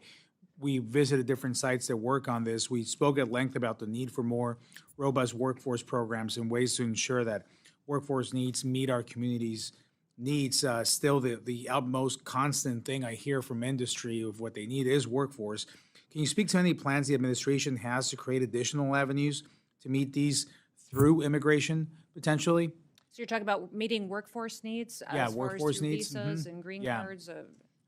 You know, I would say that the president recognizes the value in what we've had in programs in the past, but also recognized how they've been misused. And how Congress many times lays their prerogative on how many are authorized, how many are directed through law, that the Secretary has the latitude to issue, and will continue to work with you to find solutions that really meet the needs that we have in this country. You know, the President believes that we have a workforce here that deserves jobs, that pay very well with benefits and a future here in the United States of America, but also that we need to continue to keep the American dream open for immigrants who want to come here legally. So having the opportunity to make sure we're doing thorough vetting of people and partnering with other countries and having access to their background checks to make sure they can participate in our visa programs is very important. And as long as we have the ability to do that and continue to know who's coming here, why they're here, and if they have the opportunity to become citizens, then it's something that would be a benefit to this country if the president recognizes that the need is there. I think that's very well put. I think having that balance always of making sure our border is secure, we know who's coming in, that opens the door and allows us to focus on the immigration system that works for the people coming in, but primarily for our citizens and what the country needs. and that has to do with workforce as well. So with that, thank you so much for partnering with us on that and finding multiple solutions to this problem in different areas at the same time. Is not easy, but you're doing a masterful job. So thank you so much. Thank you. And with that, I yield back, sir. Thank you, Mr. Chairman, for not, or Vice Chairman, for not challenging the Dan Newhouse Award. And now I'd like to recognize the gentleman from, oh, she's gone, from Texas. Mr. Gonzalez, the floor is yours for a second round. Thank you, Chairman, and thank you, Madam Secretary. Some could argue you have one of the toughest jobs in Washington, right? We had Elon show up with 2 hats. Maybe you should have shown up with 3 hats, right? Part of DHS that I worry about is it's a Swiss Army knife of the federal government. It seems like everything is in there. And we alluded to this earlier. How did DHS start? It started after 9/11 when Islamic extremists murdered Americans. And so I worry. We covered a lot of topics today. And I know the border gets a lot of attention, and I know there's a lot going on in the cyberspace. But I think back to some of the fundamentals. And I think back to 9/11, and I worry. I go, I look ahead, and I see, the World Cup coming our way, and I see the Olympics coming our way. I want us to make sure that we're not only focused on today, but we're also focused on tomorrow.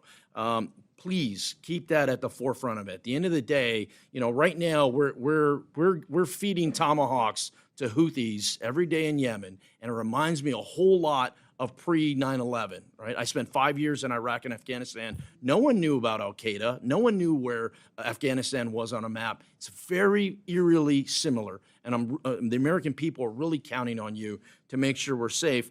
On that note, DHS has lost its way over the last course of the last several years in their last administration, and I want to flag for you an office in particular, the Office of Immigration, Detention, Ombudsman.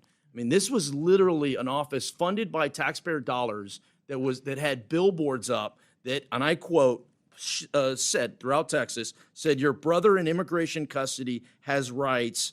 We're here to help." I mean, it's complete nonsense. And once again, where are our taxpayer dollars going? So as you're, you're off to a very fast start, much appreciated. But as you're going through these and you're tackling these different, please look at that program. Yeah. I know in our fiscal year 25 budget, we zeroed that out, but unfortunately we couldn't get that over the finish line. So I'd ask for you to really take a look at that.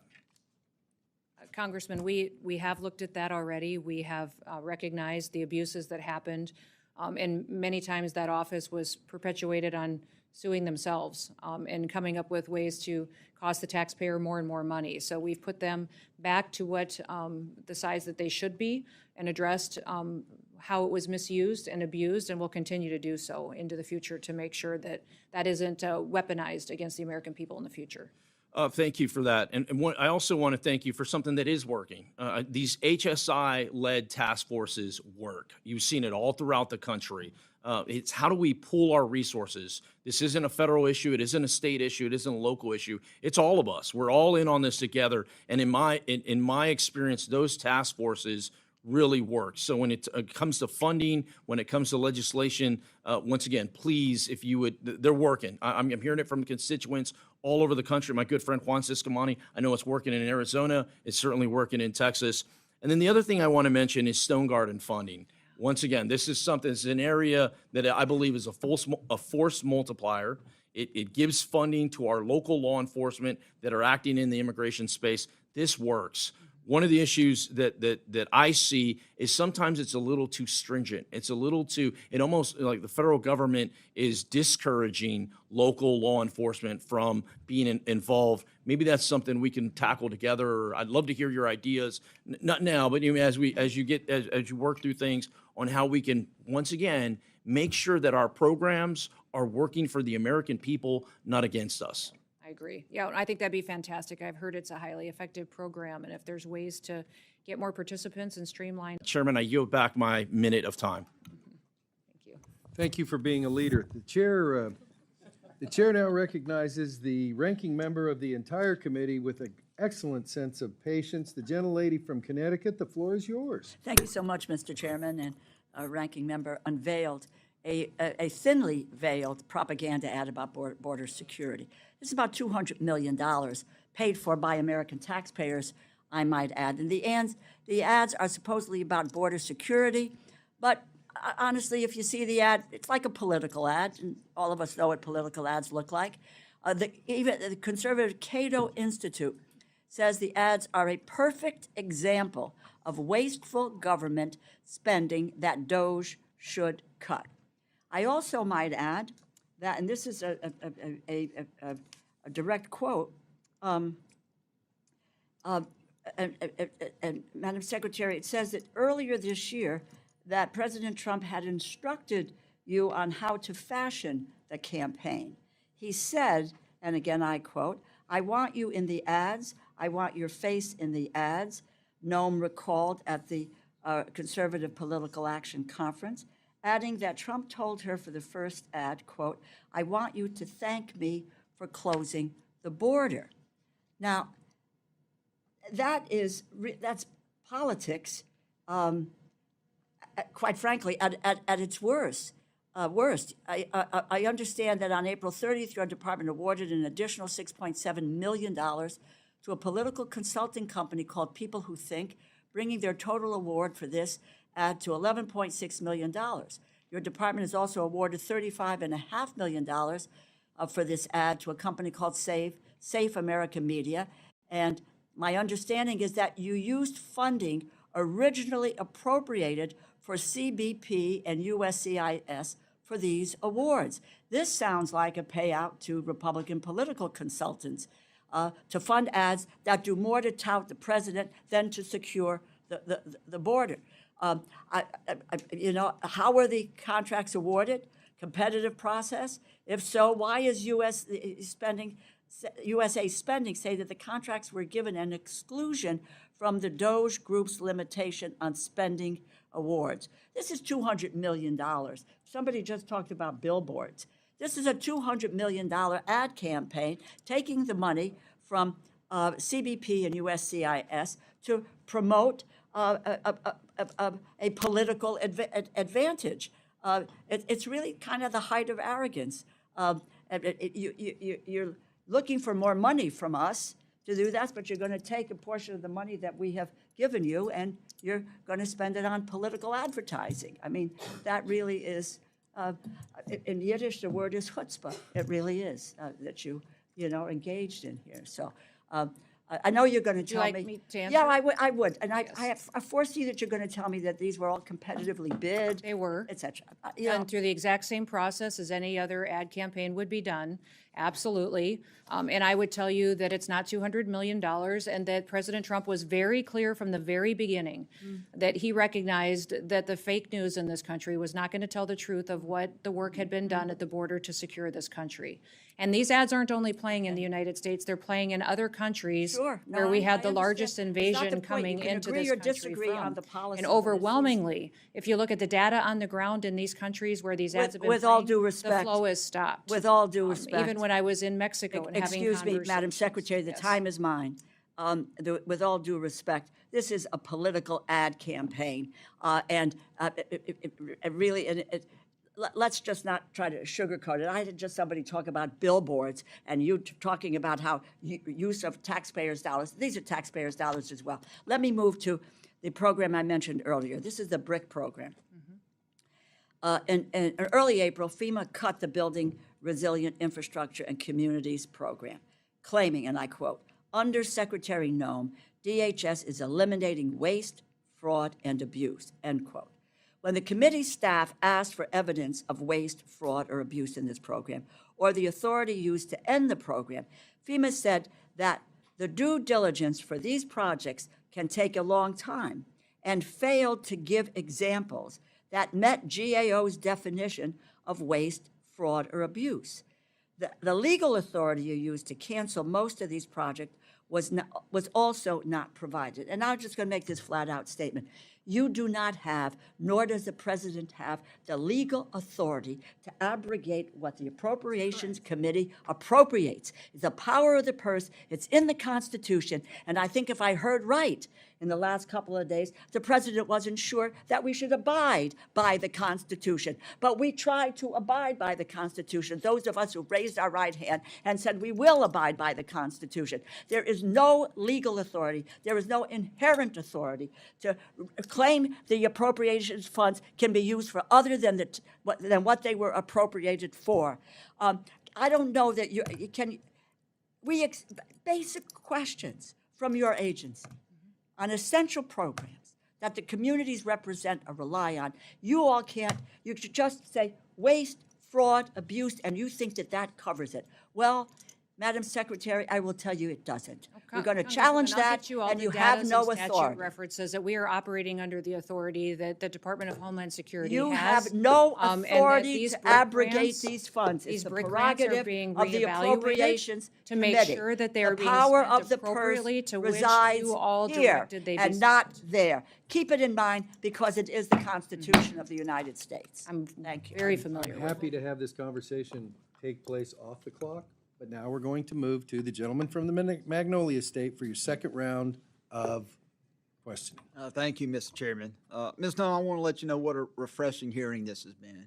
To have someone who comes before this committee who's plain spoken, who has a desire to secure the border, a desire to enforce the law, to have someone in your position who's willing to get out from behind a desk, to leave Washington, to go there and be there on the front lines with the men and women who serve.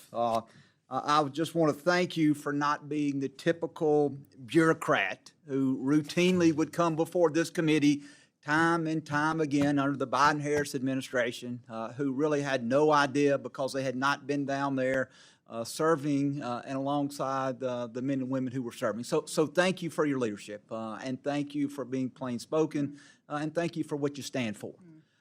As we continue to secure the border, and as we see those numbers continue to hold, I believe at some point the DHS will be able to reallocate resources to the interior. That once those allocations or those resources have been reallocated, that we'll see those numbers of interior enforcement, we'll see those numbers increase. And one of the things that we have to do as we are contemplating this appropriations package for next year is we have to figure out the number of detention beds. And I know that the detention beds have been something of a contention with the previous administration. They always came in with an extremely low number of detention beds, knowing that Republicans then would always plus up that number to make sure that we had the number necessary. And so I guess my question, as we're looking at putting next year's budget together, and as we're looking at funding detention beds, what is the number of detention beds that you feel, Madam Secretary, that you are going to need going forward? The president has been clear from the beginning with his advisors in the White House on Homeland Security that we need much more capacity in detention beds in the country. We have up towards to 50,000 people that are in detention centers today that are moving out of the country, moving to go home to their countries, that we're negotiating and working on travel documents and repatriation with. But we have the ability to go out and act quicker in this country, but need the space in which to hold them until those processes can take place. So we need upwards to an additional 50,000 beds, 60,000 beds in order to make sure that we have the ability to not slow down enforcement operations and bring bad actors and criminals and those with final removal orders into our authority so that we can move them out faster. So, the Madam whole. Secretary, if I'm not trying to cut you off, but a lack of detention beds could be a real deterrent to your men and women being able to perform the mission that they need to do. Absolutely. And so if Congress wants to get serious about protecting the American people, then we're going to have to fund not only the manpower that you need, but we're going to have to fund the detention beds so those individuals can be detained, they can be brought before a judge, and then they can be ordered to be removed. Is that correct? That is correct. And I would also just clarify and make a point that the request from reconciliation, $175 billion, is for this term of this president for the 4 years. And you see in the numbers that were released by OMB this last week that the $43 billion that would be the increase into this budget is from the reconciliation, 0.25% of what that total would be. and want to switch gears in my last minute and a half and talk about DHS Centers for Excellence.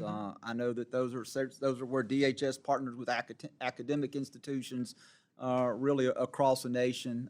Some of those institutions include Texas A&M, my alma mater, Mississippi State University, the University of Nebraska, Arizona State. And I know as DHS is seeking to kind of realign mission areas, I've seen that there's consideration of either reducing funding or in some cases cutting the Centers for Excellence. I want you to know that while I am very want to make sure that I'm a great steward of taxpayer money, particularly at the center at Mississippi State. I've been there firsthand. I've seen the great work that they've done on unmanned aerial systems. I believe that they are an incredible return on our investment. But I would like to just ask you very quickly, as if you could share a little bit about how the department plans to invest in these critical research functions that I think are important to the mission of DHS. Yes, and that's the evaluation that's happening. And two of those have already been reevaluated in Nebraska and Alaska, and we will continue to do that with the rest of the allocations that go to centers of excellence throughout the country. But we have to look at how these dollars are being spent to align with the mission that is the Department of Homeland Security. Cybersecurity, terrorism defense, building out and hardening our systems to protect our national security. So that's what's undergoing now in your state, and we will continue to evaluate that and stay in communication with you. Thank you, Madam Secretary, and I yield back. You know, for a guy from the Magnolia State, you had a hard time getting into schools in Mississippi, I guess, huh? You named every school in the nation except Mississippi State or something like that, but that's not the purpose of this hearing. The gentlelady from Iowa is recognized for your second round of questions. Thank you, Mr. Chairman. Thank you again for your patience, Madam Secretary. And we know, obviously, states like mine, Iowa and South Dakota, are not necessarily border states, but certainly every state did become a border state under the previous administration with that chaos we saw. And the consequences of that porous border really reach far beyond the Rio Grande River there, the deadly fentanyl coming into our communities, the adversaries taking advantage and exploiting our immigration system. And so that's what I kind of want to touch on is the adversaries and what they were able to do, specifically China. To put it in perspective, in the first 7 months of fiscal year 2024, more than 27,000 Chinese nationals were encountered at the southern border. Under President Trump, we've seen that number drop significantly, reflecting that clear shift in deterrence and enforcement. So can you walk us through what specific mechanisms have been put in place to ensure that these individuals from adversarial nations are now being thoroughly vetted, and how that process has changed since the previous administration? Yes, and you know, every country is being treated the same as far as how we are treating the folks that are there and here illegally.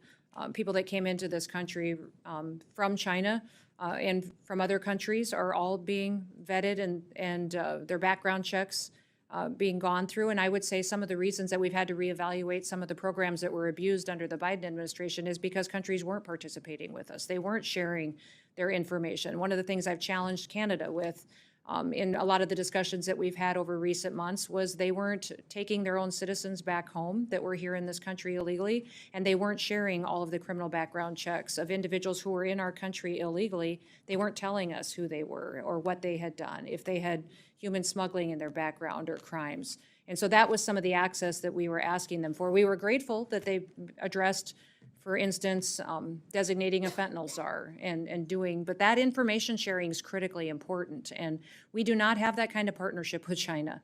We didn't just see Chinese nationals infiltrate our country over the southern border. They're coming over the northern border as well.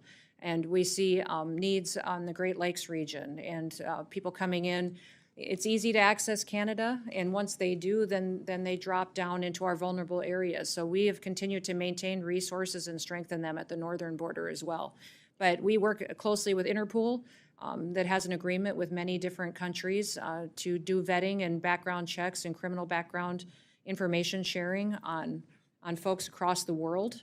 But many of the times when the State Department is negotiating on repatriation and travel documents, they are having discussions on what we can do to share information. When I made trips to El Salvador, to Colombia, and to Mexico, those trips were made so that I could get those governments to share more information with us. In fact, one of the things that we did while we were there is sign new agreements with those countries to share more data and information, to have them give us biometric information that they collected, to give us more thorough travel documents of individuals that were of concern here and had been breaking our laws. And so having those discussions gives us more information to make sure that this country is safer into the future. Do you feel like those conversations have helped to inform broader national security efforts? Absolutely. Cross-departmentally, and, you know, when we think about the real risk here, it's these international, transnational criminal gangs, the cartels, state-sponsored networks. You know, obviously we talk about the Chinese nationals, and the reason the PRC is not cooperating and the CCP is not cooperating is because they are intent on infiltrating our country. So is correct. do you feel like all those relationships are really helping us to strengthen the intel that we are able to gather? Absolutely. We've seen many, many times where information that we got on somebody who was here that may have been on our terrorist watch list, suspected terrorist watch list, or someone who is a very dangerous part of a foreign terrorist organization, that information may have been shared with us from another country because of those security agreements that we have in place. And when countries do not adhere to sharing that type of information, they don't get the privileges necessary that have been granted to them in the past. And we've seen that with visa overstays, we've seen that with lack of information sharing, that perhaps they don't get to continue in programs that are under the purview of the Department of Homeland Security because they haven't been willing partners to help us secure our country. Certainly, accountability is back, and appreciate that. So thank you so much, Madam Secretary. Thank you. I yield back. Thank you. Madam Secretary, you've been kind of a marathon runner. It's 12:30, and I have endured all these questions along with you. Good. And so now I'm not going to be a hypocrite and ask a bunch, but I am going to highlight a couple things since you have a bunch of your staff here, because we're kind of at the going forward place. And so information, as you've just alluded to in terms of international stuff, is important here as well. Several people have talked about the BRIC program in FEMA. And what I think is missing in the evaluation is, you know, your initial reaction is, okay, so a bunch of stuff got canceled. And so it's like, okay, why? And it's like, listen, if there was an analysis done and it was like, hey, this flunked it, it was whatever, the answer that we don't want is, well, and I'm not saying you guys did it, but it's like, hey, we ran an algorithm, or OMB did something or whatever, and it got canceled. So it's like, well, then tell us who at OMB so we can go to them and say, we'd like to know why you did that, which I think is a legitimate thing. So what I think I'm going to do is, instead of saying, you know, the hard question, and well, you'd commit to do a case-by-case review, it's like, you guys got other stuff to do than a case-by-case. What I'm thinking about doing, and the committee members that are still here, is to say, listen, each member, you got 3 things you want an answer, a specific answer for, give them to us to transmit on, and they'll do that analysis. Great. So that's my thought on that. I'm not a CISA guy, you know that. I mean, I can barely use one of these, God knows who's listening right now. But anyhow, having said that, when I see, and I get elections and redirection and all that other sort of stuff, but when I see, here we go, and we've got Chairman Green and other folks going, my God, China's kicking our butt and blah, blah, blah. And it's like, well, we did this many through, not that you did, but anyhow, this many retired, this many got this many got that. And then I look at the skinny budgets, like, by the way, we're taking more. And I think somebody got into it. It's like, what is the plan? So when, and you've been there long enough, you know, it's when somebody goes, hey, you guys presided over cutting $500 million in CISA to do other stuff. What was that based on? Clearly, we don't want to be in the position and won't be in the position of, well, I don't know, that's what they said they needed. Not that there's a trust factor there, there's not, but it's like, we need some building blocks for whoever the CISA people are, whatever. It's like, what's the plan for us to be kicking China's butt, or whatever you want to, however you want to describe it, and how we're still okay on that civilian sector stuff. And by the way, that's stuff we need, because when it comes to markup for this committee to transmit it on to the bigger committee, I mean, we need solid ground for that sort of stuff.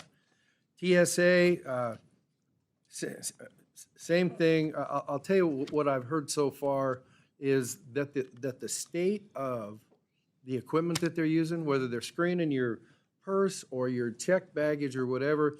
I'm familiar with one situation where it's like, hey, the equipment's 15 years old, nobody services it in that neighborhood. They got to have somebody come over the hill from California, and by the way, that takes a while. And in the meantime, they're not screening the bags before they go on the plane, or it takes forever. So we're going to be focusing on what are you doing to upgrade, just the same as you are on the board. Like, what are you doing to upgrade that technology? And the last thing I've got before we get to thank you, Jesus, closing statement. The last thing is, and we've got around the edge of it, when we talk about ICE operational tempo, I can't tell you how often or how quick it's going to take me to get Amadei from apprehended through whatever the process is and on a plane going back to where he belongs. But we need some structure for, hey, we're just blowing and going and we'll just let you know. It's like I would think that there would be an idea to say, listen, this may change, but right now, from what we know for running the outfit for 4 months, this is kind of our average from stack 'em and rack 'em and 3 hots in a cot to the airport. Some basis that when you're asked that question, not you 1,000 now, but here's what we think the operational tempo is going to be. And by the way, if it changes, then all it takes is, we got an uptick, we got a downtick, but we don't expect it to. But some sort of thing to say, listen, the average cost of shipping somebody out, it takes us, we need a detention bed for 6 days on the average or whatever it is. And that's the problem, Madam Secretary. I don't know what it is. So when we say, and you know, somebody said, hey, well, how many more beds you need? It's like, I get you're trying to be responsive, but there's no ability to go say, here's what the number's based on. It may change, but here's what it's based on right now. And so that would be necessary on this stuff. So listen, they wrote this stuff, and they did a great job, thank you.